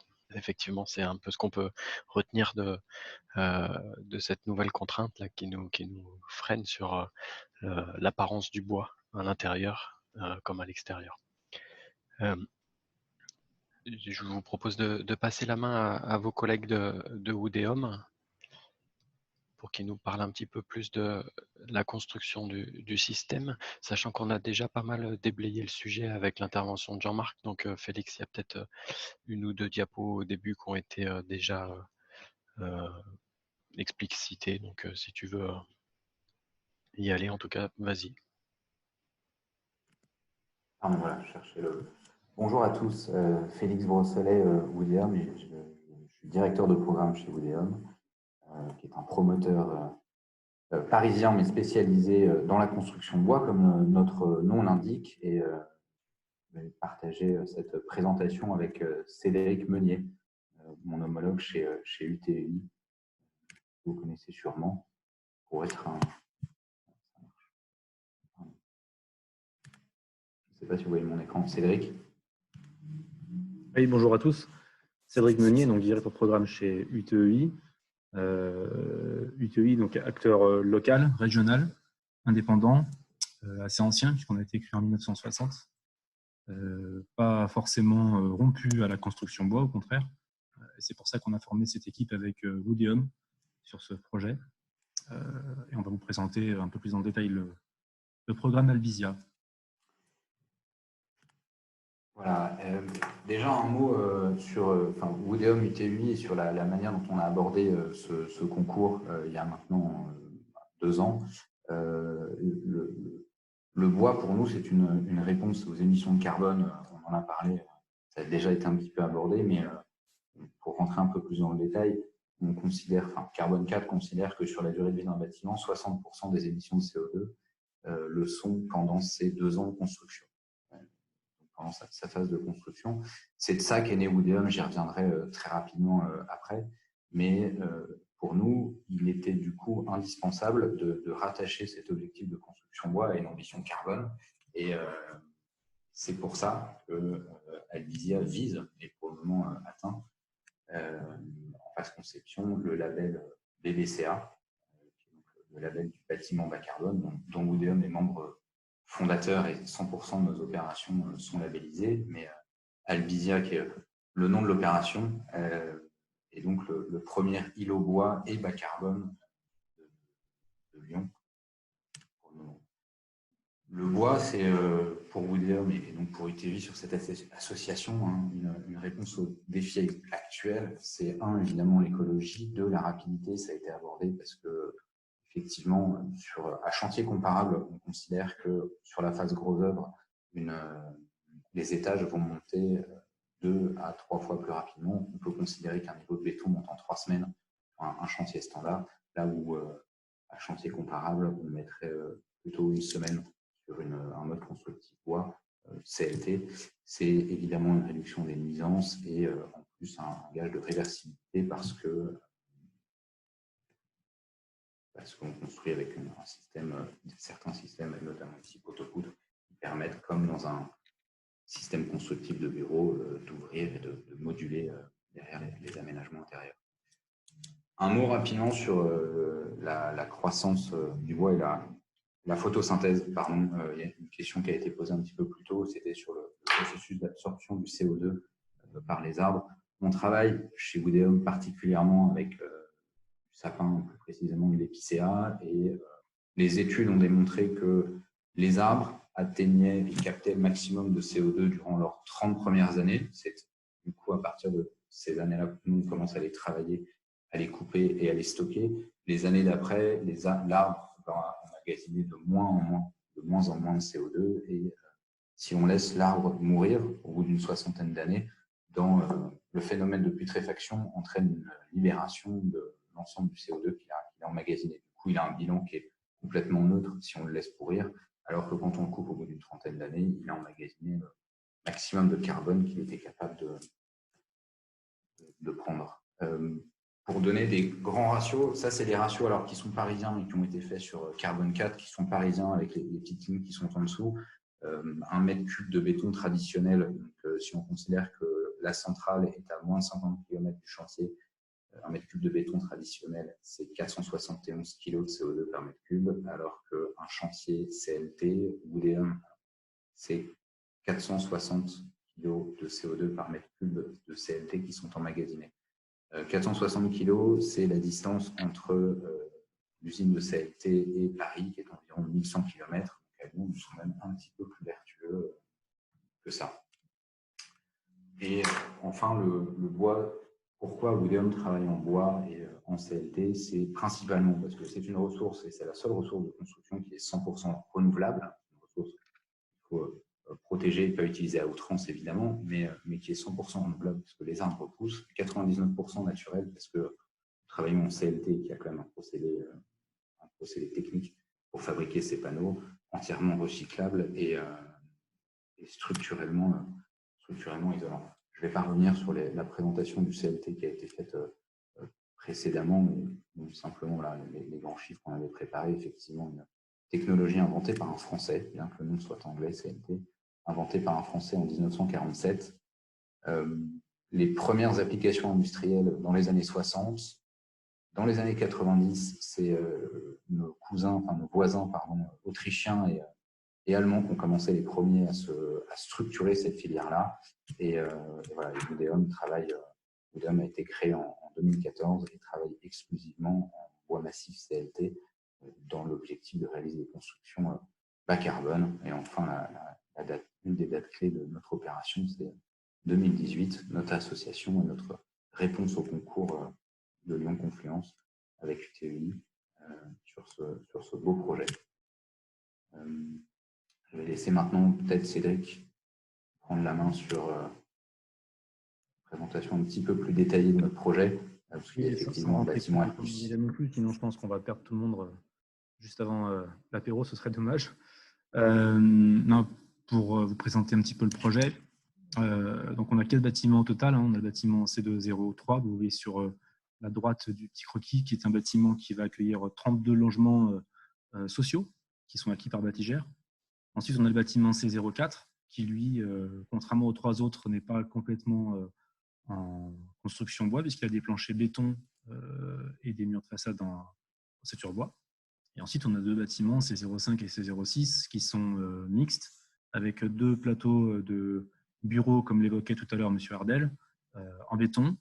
Alors, du béton principalement parce que le bureau de contrôle considérait que c'était plus propice à isoler la partie tertiaire de la partie logement. Donc on a suivi ça. Et ensuite, sur les étages en rose, on a des logements, en tout 82 appartements en accession libre. J'ai omis la première strate de ces bâtiments qui est le rez-de-chaussée, qui est un socle actif, où on va accueillir, outre les locaux techniques et les halls des immeubles, des locaux artisanaux ou commerciaux au pied de ces immeubles-là. Comme je le disais tout à l'heure, UTEI, nous, on est un promoteur historique qui avons toujours fait du béton ou presque, si ce n'est quelques opérations en briques. Donc là, on s'est dit que pour une première opération en bois, ça pouvait être intéressant de faire une grosse opération en bois, puisqu'elle développe quasiment 15 000 m². On s'associe avec Woodeum, bien entendu, c'est un tandem depuis le tout début du concours qui a été organisé par la SPL, Lyon Confluence. Et on est tout à fait ravis, en fait, depuis le départ de cette aventure. On considère que le contrôle de maître d'ouvrage, c'est aussi le rôle de locomotive, de participer à l'acte de construire et faire en sorte qu'il y ait des projets ambitieux qui changent, on va dire, des idées et des créneaux qu'on peut avoir depuis toutes ces années, où le béton est fortement présent dans notre acte de construire. Voilà, alors ça, notre association avec Woodeum nous a permis d'avoir tout un tas de questions que l'on se posait qui ont été levées, puisqu'on est avec un acteur qui sait faire de la construction bois. Donc, les parties techniques, grâce aux équipes techniques de Woodeum, ont été circonscrits. La partie commerciale également, puisque Woodeum vend des appartements en bois à Paris et sait le faire avec brio. Donc, on était aussi rassurés de ce point de vue-là. Reste que, voilà, on avait tout de même quelques craintes, des craintes commerciales. Est-ce que des appartements conçus en bois, dans une tour notamment, de belle hauteur, ne serait pas quelque chose qui allait effrayer éventuellement des futurs preneurs, des futurs acquéreurs? Force est de constater que non, pour le moment, puisque malgré la crise sanitaire que l'on traverse, on a pu mettre en vente l'opération cet été et le rythme commercial est positif, très positif pour le moment, donc on s'en réjouit. Malgré le contexte sanitaire, on a des gens qui veulent habiter dans ces appartements conçus complètement en bois. Donc, on est tout à fait ravis de ça. Alors, on pense aussi que le territoire de Confluence clairement bénéficie à un projet de la sorte. C'est-à-dire qu'on est sur un territoire qui porte depuis le démarrage de la ZAC une forte ambition environnementale, architecturale, qui sait expliquer aux futurs habitants l'enjeu de ce quartier, qui est un quartier tourné vers l'avenir. Et nous, on pense que ce projet, clairement, s'incrémente complètement dans ce projet urbain, et qui lui aussi répond à sa manière à une réponse tournée vers l'avenir de nos futures constructions, qui ne seront peut-être pas tout en bois, ça c'est un autre débat, mais qui clairement la construction bois prendra toute sa partie. Donc sur le point de vue commercial, on est assez ravis, nous, d'avoir nos craintes qui se soient évaporées. Sur la partie technique, comme je vous le disais, en phase conception, on a eu très peu de craintes finalement, les équipes techniques de Woodeum et puis toute l'équipe de maîtrise de conception qu'on n'a pas citée depuis le départ, mais qui clairement est la cheville ouvrière de ce projet. Donc, je vais me permettre de les citer rapidement. Ardel et Le Bihan nous font le plaisir d'être là ce soir, mais Insolite Architecture qui a réalisé 2 des bâtiments sur les 4 que vous voyez aujourd'hui. Silva Conseil, le bureau de structure, qui travaille d'arrache-pied depuis de nombreux mois maintenant. La PAV, en bureau de contrôle. I+A pour la partie béton, puisqu'on ne l'a pas vraiment évoqué dans le détail, mais on a notre socle en béton, des plateaux de bureaux en béton, et sur chaque immeuble, on a des cages d'escalier, ascenseurs en béton également. Et puis après, on a un tas d'intervenants, Graphite par exemple pour les espaces verts, Corel pour l'économie de la construction. Enfin, j'en oublie certainement, ils m'excuseront, mais je voulais les citer parce que sans eux, il n'y aurait pas ce projet. Et donc, je le disais, sur la partie technique, nous, en tant que promoteurs plutôt classiques et plus habitués à des constructions béton, notre crainte première, c'était aussi, est-ce qu'un chantier d'une telle envergure, 15 000 m², je le répète, nous permettrait, d'un point de vue, consultation des entreprises, d'avoir des réponses suffisantes pour avoir une saine concurrence qui s'installe et qui nous permettent d'avoir des réponses dans tous les lots et que ce mode de construction, finalement, n'effraie pas les entrepreneurs de la région. Donc là aussi, comme tout le monde, on a subi le Covid, on a lancé une consultation au printemps, pile poil pendant le premier confinement. Pas forcément été simple, mais finalement, on est en train d'aboutir. Avec des entreprises locales. Avec des entreprises locales, tu fais bien de le dire, Félix. On s'était plutôt orienté au départ sur une consultation en entreprise générale. Ça n'a pas pu fonctionner. Et donc, on va plutôt s'orienter vers une construction qui sera en corps d'état séparé, en lot séparé, avec des entreprises qui, on s'en réjouit, n'ont pas eu peur de répondre à ce dossier, malgré le contexte. Je ne suis pas persuadé que finalement le contexte de crise que l'on traverse aujourd'hui soit forcément rassurant pour des entrepreneurs et qui veuillent absolument s'engager sur des constructions de cette ampleur. Donc on a eu des réponses dans tous les lots, entreprises que l'on connaît, certaines qui sont rompues à la construction bois, d'autres non. Donc force est de constater là aussi que ce frein que l'on craignait voir s'appliquer sur cette opération ne s'est pas appliqué et que nos entreprises régionales ont répondu présentes pour ce chantier.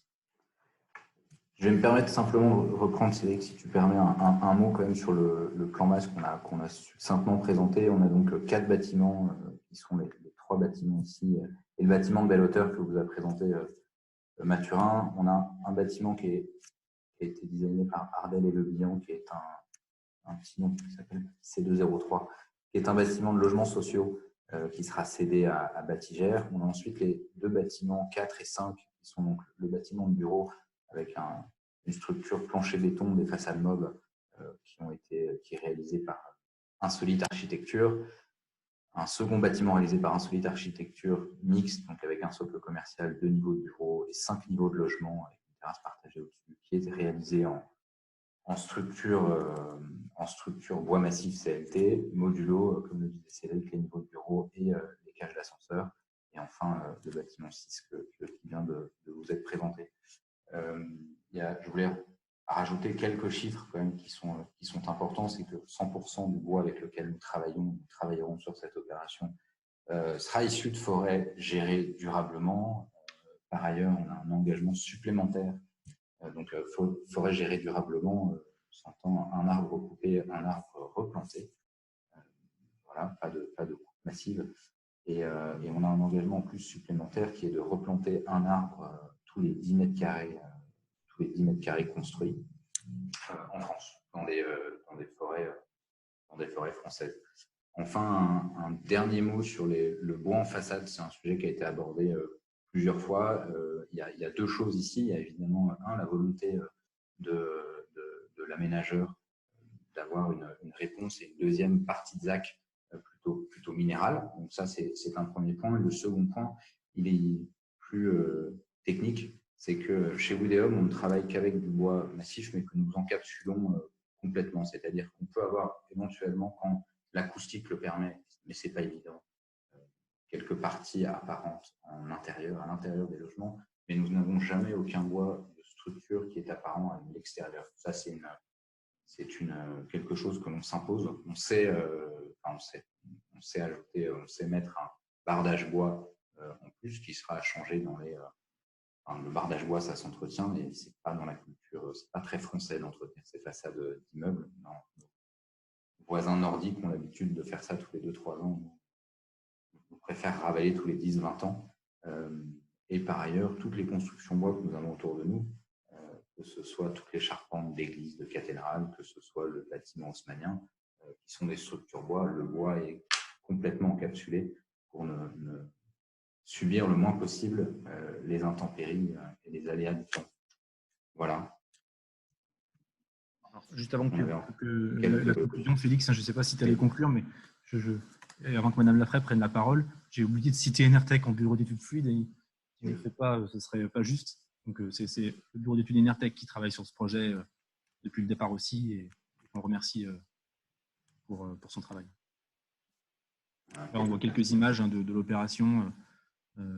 Félix, si tu peux revenir peut-être en arrière rapidement. On voit le rooftop. On a un rooftop partagé sur un des deux immeubles de logement en accession. On n'a pas parlé des prestations intérieures finalement, ou assez peu. Effectivement, on ne voit pas de CLT apparent, puisque, comme le disait Félix, c'est ici, mais c'est très ponctuel. Ou très ponctuel. Mais c'est vraiment le matériau structurel du bâtiment, de la même manière qu'on ne voit pas forcément les murs béton, là on ne voit pas forcément de CLT. Mais en ce qui concerne nos prestations intérieures d'appartement, on n'a pas eu de contraintes particulières dues au mode constructif. On a pu mettre les prestations qu'on met d'habitude sur nos autres programmes, donc on s'en réjouit. Et d'un point de vue conception également des appartements ou bien des plateaux de bureaux, là aussi, le mode constructif n'a pas eu de contraintes particulières. Alors, peut-être un petit peu moins de souplesse sur certaines phases, avec des choses qu'il a fallu travailler plus longtemps peut-être que si on avait été sur une construction plus classique en béton. Mais finalement, on a pu faire les appartements que l'on souhaitait faire avec les deux agences d'architectes et concevoir des appartements ou des bureaux qui répondent à nos critères.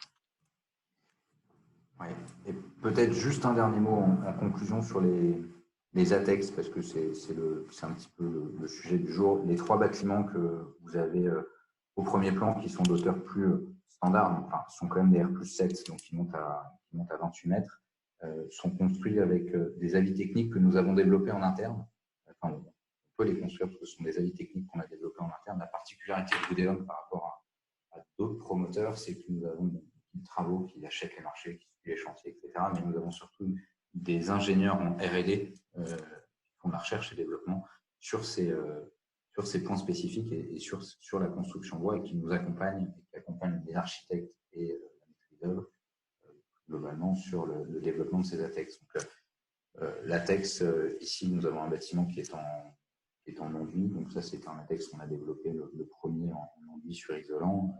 Là, on a des bâtiments qui sont avec des parements rapportés. Donc c'est également un ATEX que nous possédons et maîtrisons. Et enfin, le dernier bâtiment qui est l'objet d'aujourd'hui, son ATEX est en développement. On a plusieurs essais encore à réaliser. On a réalisé au mois de septembre à l'École nationale du bois à Nantes l'essai AEV qui a été passé avec succès, donc R au vent. On a ensuite, a priori, un essai feu à passer, mais on n'a pas encore encore certains, et très certainement un essai sismique parce que la région Rhône-Alpes, enfin, quelque chose qui est habituel en région Rhône-Alpes. Donc ça, c'est des sujets qu'on est encore en train de travailler avec le CSTB et les équipes d'Ardel et de Lyon. Voilà. Merci à vous, c'est très encourageant et c'est à coup sûr une opération qui sera référence sur la région lyonnaise. Juste pour donner plus le temps. Que ça, je me permets, plus que référence sur la région lyonnaise, c'est le deuxième bâtiment en bois le plus haut de France à ce jour. Il y a un premier bâtiment à Bordeaux qui est une tour de 53 mètres qui est réalisée par FH Construction et FH Immobilier. Nous avons participé Woodeum a participé à sa conception pour différentes raisons, n'a pas suivi le reste, des raisons plus corporate. Et donc, ce sera le deuxième bâtiment le plus haut de France en bois à ce jour, jusqu'à ce qu'il soit dépassé. Il y a beaucoup de choses dans les cartons, mais peu qui sont aussi proches de partir en chantier. Merci pour le complément.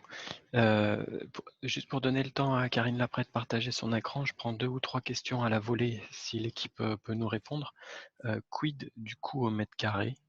Quid de l'acoustique? Et question qui peut paraître gentille, mais est-ce qu'on prévoit des sprinklers dans un bâtiment en bois comme ça? Et 4e question, je me suis perdu. Quelle est la portée entre le noyau béton et la façade? Alors, je vais me permettre de répondre dans l'ordre sur le coût de construction. Ici, il est difficilement comparable parce qu'on fait peu de bâtiments de 52 mètres, même en béton, de bâtiments de belle hauteur, R+16. Donc voilà, il est certainement différent d'un projet bois, mais on ne souhaite pas forcément communiquer là-dessus. Comme on disait, le bois est un petit peu plus cher, mais ça se construit un petit peu plus rapidement. Donc c'est difficile de comparer ça.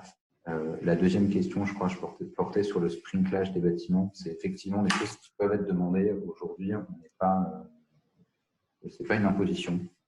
Et on a travaillé très en amont avec l'accompagnement de la SPL et les services des pompiers de Lyon pour démontrer qu'on n'avait pas besoin de sprinkler nos bâtiments, et particulièrement le R+16, qui est un bâtiment de 4e famille. La troisième question concernait l'acoustique. On a un bureau d'études qu'on n'a pas cité, pas gentil, le bureau d'études AIDA, avec lequel on travaille sur l'intégralité de nos projets chez Woodeum, et on nous accompagne là-dessus. On a des résultats acoustiques qui sont meilleurs que ce qu'on fait dans le béton, et 100% de nos logements sont testés. On ne fait pas des tests par échantillonnage. En chantier, on fait tester l'intégralité de nos logements. Voilà. Et l'acoustique est une des raisons pour lesquelles on a de moins en moins de bois par an. Parce qu'il faut qu'on encapsule le bois des deux côtés pour traiter de la meilleure manière possible l'acoustique. Et enfin, vous avez une 4e question. Alors j'avais une question qui était peut-être un petit peu technique, c'est sur la distance entre les façades et le noyau béton, et j'en profite juste pour glisser la dernière, qui est sur l'ouvrage en lui-même, qui est plus léger, mais sur une zone qui est humide. Quid des fondations du bâtiment? Alors, bon, fondation, je vais y répondre très rapidement. On est en fondation standard parce qu'on n'en a pas parlé, ça peut l'intérêt, mais il y a un parking qui est sous notre bâtiment, évidemment, et qui a été réalisé en béton. On ne réalise jamais les infrastructures. Les fondations sur pieux. Fondations sur pieux, merci Cédric, qui sont réalisées de manière tout à fait traditionnelle. Et sur votre question précédente, les façades, la distance entre les façades et le noyau de béton, dans notre mode constructif, ce n'est qu'une question d'épaisseur de bois. On va dire que sur une épaisseur standard d'un plancher CLT de 18 cm, on va pouvoir avoir des portées entre un noyau béton ou entre deux poteaux de l'ordre de 4,50 m. Et il suffit, après évidemment ça a un coût, etc., d'épaissir le plancher pour le plancher CLT, pour avoir des portées de plus en plus grandes. Et dans le bureau, on atteint des portées jusqu'à une douzaine de mètres, mais avec des planchers qui sont de plus en plus épais et peuvent atteindre une trentaine de centimètres. Ça rejoint ce qui était dit en début de séance, a un impact sur les hauteurs de bâtiments, les PLU, etc. On a une portée de 7,50 m en moyenne c'est un peu plus dans un sens, un peu moins dans l'autre. C'est vrai qu'on s'était posé la question au moment de réaliser une première couronne en plancher béton pour optimiser aussi ses portées et aussi réduire les risques de détérioration de plancher au droit des pièces humides. Mais bon, finalement, ça alourdissait le bâtiment, ce n'était pas forcément si favorable et on est resté en 100% porté bois sur 7,50 m. Bien, merci pour les compléments. C'est encourageant, ça nous donne envie. Karine, est-ce que tu peux nous apporter ton regard qui est celui de la qualité environnementale sur ce bois, cette grande hauteur? Alors, bonjour à tout le monde. Alors, je vais, avant de parler de la grande hauteur, parce qu'en fait, c'est un des cas particuliers de l'utilisation du bois et d'autres matériaux à faible impact environnemental, je vais en présenter rapidement. Donc, Tribu, c'est un bureau d'études qui existe depuis plus de 34 ans. On est dans de l'ingénierie éco-responsable. On s'adresse à toutes les échelles. Les projets qu'on a vus précédemment et les équipes qui se sont présentées, on a eu l'occasion de les croiser. Notamment, ça fait 19 ans qu'on est à AMO Développement Durable sur le quartier de Lyon-Confluence. Donc, on a eu le plaisir d'écrire ce fameux cahier des charges qui donnait ces impositions finalement de quantité de bois et de quantité de matériaux. Donc, on est évidemment ravis que ce projet se fasse et dans ces conditions, sachant que pour information, l'équipe UTI Odéum est allée au-delà des exigences qui étaient écrites dans le cahier des charges d'origine. Voilà, sur la question du bois. Mais au-delà de ça, on travaille à toutes les échelles y compris en maître d'œuvre, sur ces questions d'éco-responsabilité. Moi, ce que je voulais quand même remettre, on en a entendu parler, on va dire en filigrane par certaines de vos interventions. Finalement, c'est pas mal que j'arrive à la fin, parce que ça va permettre de synthétiser un certain nombre de sujets qui ont été abordés. Mais quand même, je voudrais revenir sur cette question de la frugalité. Le bois, oui. Le bois stocke le carbone, oui. Mais on ne peut pas mettre le bois pour compenser ce qu'on ne dépense par ailleurs. Et là-dessus, j'y reviendrai. Je pense que c'est une vraie question qui reste une question qui nous intéresse si on veut atteindre les objectifs qu'on doit aujourd'hui du point de vue climatique et sur tous les autres sujets. Donc, ça veut dire que les questions de faire mieux avec moins restent des questions fondamentales avant tout et concernent tous les types de matériaux et le bois en particulier. L'agence Ardel Le Bihan le disait tout à l'heure, le bon matériau au bon endroit, ça reste une vraie question, quel que soit le critère qu'on va questionner. On voit bien que dans tout ce qu'on vient de voir, on a aussi ces deux sujets qui apparaissent, c'est réinterroger les standards, parce qu'évidemment, tout n'est pas disponible aujourd'hui, il y a des choses qui sont encore expérimentales. Et il est aussi important, comme ces projets démonstrateurs, de pouvoir tester les limites des standards, des réglementations pour aller plus loin sur ces questions de construction, en l'occurrence le bois, mais pas que le bois. Et je remercie effectivement à la fin les interlocuteurs d'avoir cité une grande partie des acteurs, pas tous, mais une grande partie des acteurs sur l'acte de construire, parce qu'évidemment, faire différemment et faire mieux, c'est aussi faire ensemble. Et avec l'ensemble de la chaîne d'acteurs qui va évidemment de la décision politique jusqu'à la fabrication, les entreprises, mais aussi les habitants qui seront, eux, les utilisateurs de ces espaces et qui, évidemment, dans leur mode de vie, devront être un peu frugaux également si on veut que tout ça fonctionne correctement. Ça, c'est quand même une base importante, je tenais à le rappeler, parce que c'est peut-être des fois ces choses qu'on oublie en se disant oh, on est bien, on est content, on a mis du bois, on a l'impression d'être totalement vertueux. Non, on n'est pas suffisamment vertueux. Une fois qu'on a mis du bois, on n'a pas tout résolu, en tout cas résolu toutes les questions. Et si maintenant je m'intéresse au choix du bois, au choix d'un matériau, hein, quand on dit le bon matériau au bon endroit, évidemment, on a plein de questions qui ont été évoquées tout au long de cette soirée. avec des questions sur lesquelles on n'a encore pas toutes les réponses. Donc, c'est un peu ça que je me propose aussi de détailler sur un certain nombre de sujets dans la suite. Alors, on voit ici tous les enjeux environnementaux et pas que, en termes de santé aussi, que vont poser ces choix de matériaux.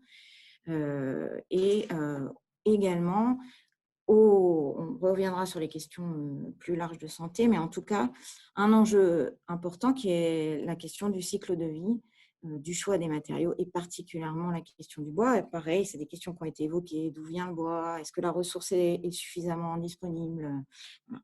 On est aujourd'hui dans un temps qui est assez intéressant. On est dans une définition d'une future réglementation qui s'appelle la RE 2020, dont effectivement les annonces ont été faites récemment, qui permet d'intégrer cette question de l'analyse de cycle de vie dans la réflexion plus large de la conception environnementale des bâtiments.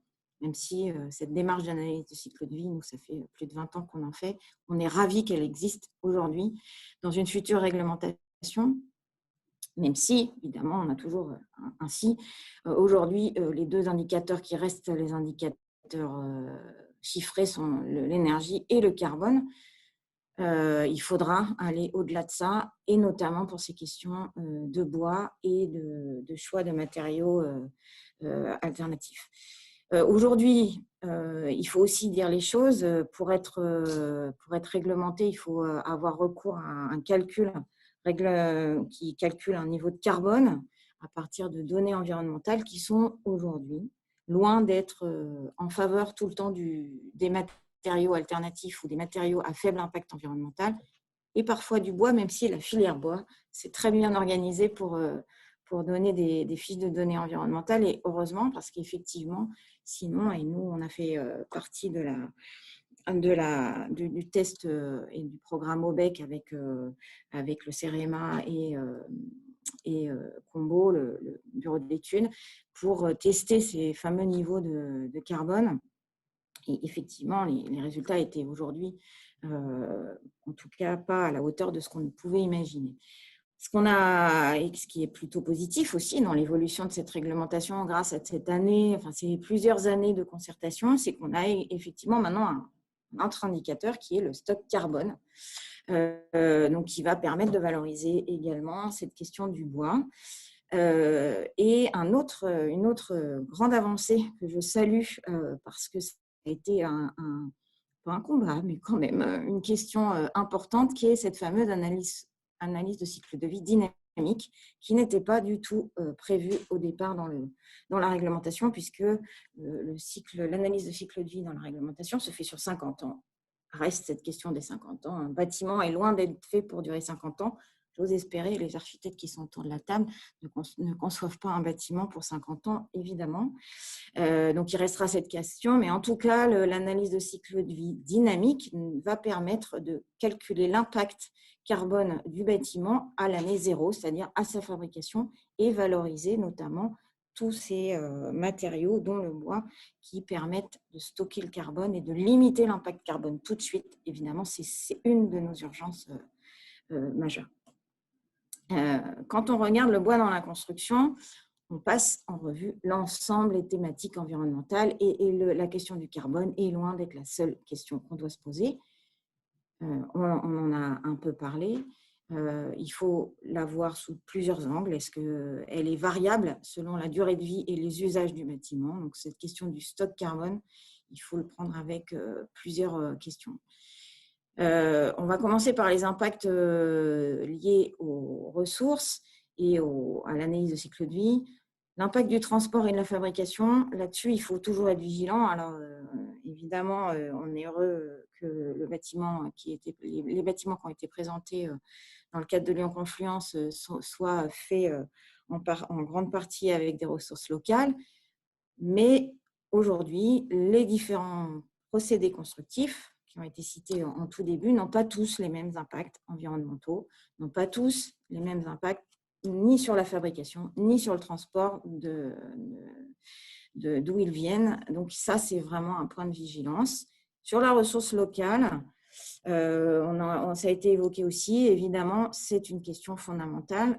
D'où la question, c'est où est la ressource? Et finalement, là où on peut l'utiliser, c'est un enjeu. Le sujet que j'ai peu entendu aujourd'hui, mais parce qu'on a beaucoup parlé structure, c'est qu'il y a beaucoup d'essences à valoriser et qui ne sont pas forcément que dans la structure. Et ça aussi, ce sont des éléments fondamentaux qu'il ne faut pas qu'on oublie, parce que ce n'est pas parce qu'on met la structure en carbone, qui stocke le carbone, il y a beaucoup d'autres éléments qui vont stocker ce fameux carbone. La durabilité des forêts, j'ai vu beaucoup dans le chat des questions sur cette question. C'est aussi un élément déterminant. On a la chance en France d'avoir des forêts mieux gérées peut-être qu'ailleurs. En tout cas, c'est un élément qui n'est pas toujours simple à contrôler. Et ça, je pourrais vous donner plein d'exemples, puisque nous, on est amenés à contrôler les certificats de durabilité. La préservation des puits carbone, là, je voudrais quand même qu'on revienne, c'est cette question de la ressource, parce que certains ont posé la question, on coupe le bois pour l'utiliser en construction, on ne le coupe pas toujours à la fin de sa fin de vie, même certainement pas à sa fin de vie. Il continue à être un puits carbone tout au long de sa vie, et même il pourrait durer de façon bien plus importante. D'où à nouveau la question de la ressource. Le carbone, le bois doit être utilisé en parcimonie, comme tous les matériaux. Et j'ai bien aimé le comparatif aussi sur les mètres cubes de bois par mode constructif. Parce que voilà, si on dit que le CLT, c'est 0,7 mètres cubes par surface, oui, on va stocker plus de carbone. Par contre, on va utiliser beaucoup plus de bois. Et donc, toujours, cette question est importante. Le bois, c'est aussi des filières économiques locales et des savoir-faire locaux. Et ça, selon les régions, on n'a pas toujours la ressource, mais on a un très bon savoir-faire. J'aime bien citer l'exemple de la région de Nantes, où on n'a pas forcément les ressources, mais par contre, on a un savoir-faire extraordinaire sur plein de types de mise en œuvre du bois. Donc, c'est important aussi d'avoir ça. Maintenant, si j'en reviens aux questions plutôt d'ambiance et de qualité et de santé, alors oui, cette question de l'esthétique et de la qualité d'ambiance, c'est triste finalement de ne pas pouvoir avoir ce bois. Et ça, c'est vraiment une chose sur laquelle il va falloir qu'on continue de travailler.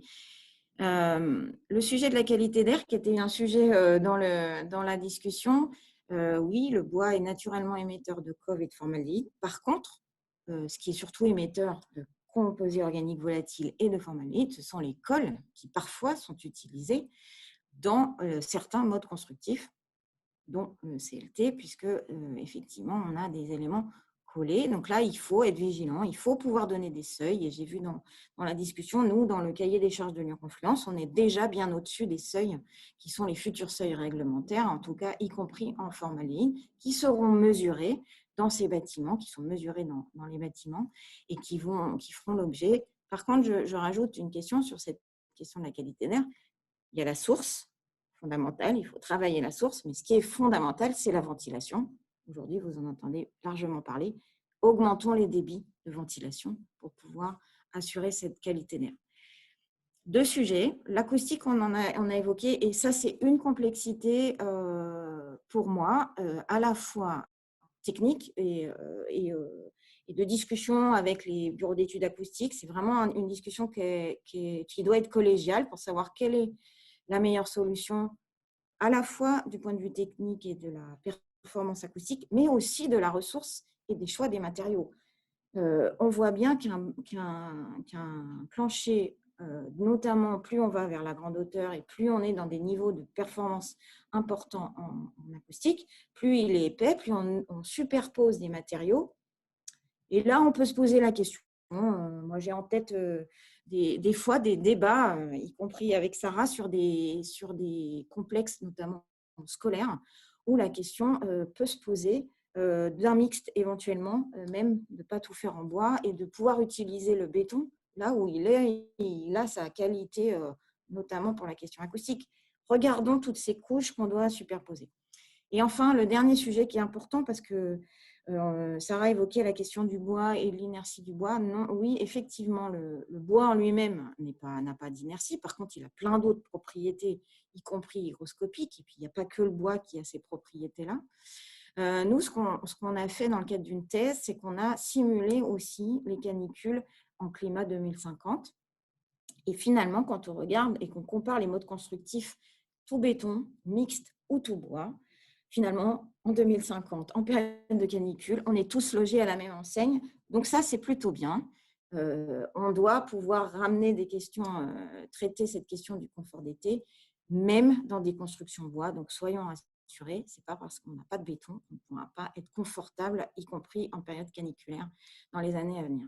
Si maintenant je le zoome sur les IGH, qui étaient l'objet de la réunion, mais je ne pouvais pas ne pas parler du reste, évidemment,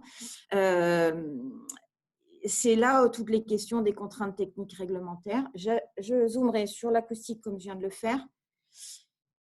Le stock du bois, évidemment, plus on est dense, plus on stocke au mètre carré. Donc ça, évidemment, en IGH, plus on va moins consommer de carbone. On va en plus en consommer si on est en béton. Par contre, on en consommera encore moins si on est en bois, puisque le ratio par rapport à l'espace construit est plus important. Par contre, la question de la ressource reste quand même une question, puisqu'effectivement, on construit en IGH plutôt dans les grandes métropoles. Questionnons-nous sur d'où vient ce bois par rapport aux grandes métropoles. Et enfin, c'est la question qui m'était posée, CLT versus autre mode constructif. Je déteste opposer les modes constructifs et les présentations étaient importantes là-dessus. La réponse est dans la diversité et effectivement, chaque mode constructif a ses avantages, ses inconvénients. Un lieu, un endroit, un projet doit répondre à ça. Mais ça ne nous empêche pas de nous questionner sur la différence, par exemple, entre le CLT du point de vue de la qualité d'air ou les ressources plus ou moins locales, les modes et la provenance des bois. La question du comportement hygroscopique, puisqu'effectivement, aujourd'hui, le bois, il n'est pas visible. Il n'est pas utilisé directement par rapport à l'ambiance intérieure. Du coup, il a moins de qualité, notamment quand il est moins utilisé pour ses qualités quand il est massif. Et surtout, la différence entre le CLT, et ça en parlait, l'intérêt de mixer les modes constructifs, c'est qu'aussi, on peut mettre d'autres types d'isolants biosourcés quand on mixe, notamment avec des murs ossature bois ou de l'ossature bois et des structures poteau-poutre qui, eux aussi, ont des bilans environnementaux intéressants. Et voilà, il y a toutes ces questions qu'il faut se poser. Et pour ouvrir la discussion, évidemment, il faut aller encore plus loin. Ce n'est pas que le bois, les matériaux, la terre, la pierre, tous ces modes constructifs qu'il faut avoir en tête de mélanger avec envie et avec beaucoup de plaisir pour pouvoir faire des bâtiments les plus agréables à vivre possible.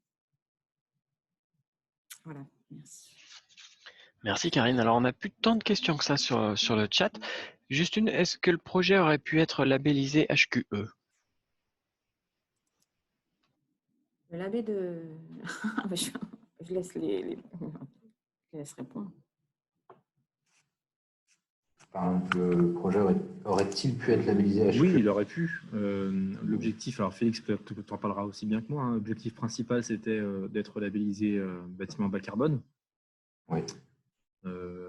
On a sur le bâtiment spécifique logement sociaux qui sera vendu à Batigère une labellisation un peu plus poussée à leur demande, avec des niveaux énergétiques qui sont labellisés, on va dire. C'est-à-dire qu'on a des niveaux énergétiques bas sur les 4 bâtiments, mais on a labellisé le bâtiment social de manière un peu plus marquée sur ce point de vue-là. Après, on n'avait pas forcément l'intention d'avoir un affichage de label.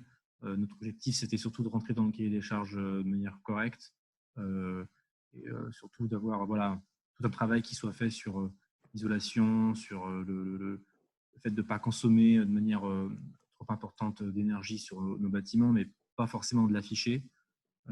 C'était pas le label BBCA va dans le même sens que le label HQE. Le bâtiment 100% tertiaire, le bâtiment 4 qu'on a vu tout à l'heure sur le plan masse, lui soit labellisé BREEAM, Very Good. Voilà. Je ne sais pas si ça répond complètement à votre question, mais ce qui est certain, c'est qu'on n'avait pas forcément l'intention de faire de l'affichage, mais pour autant,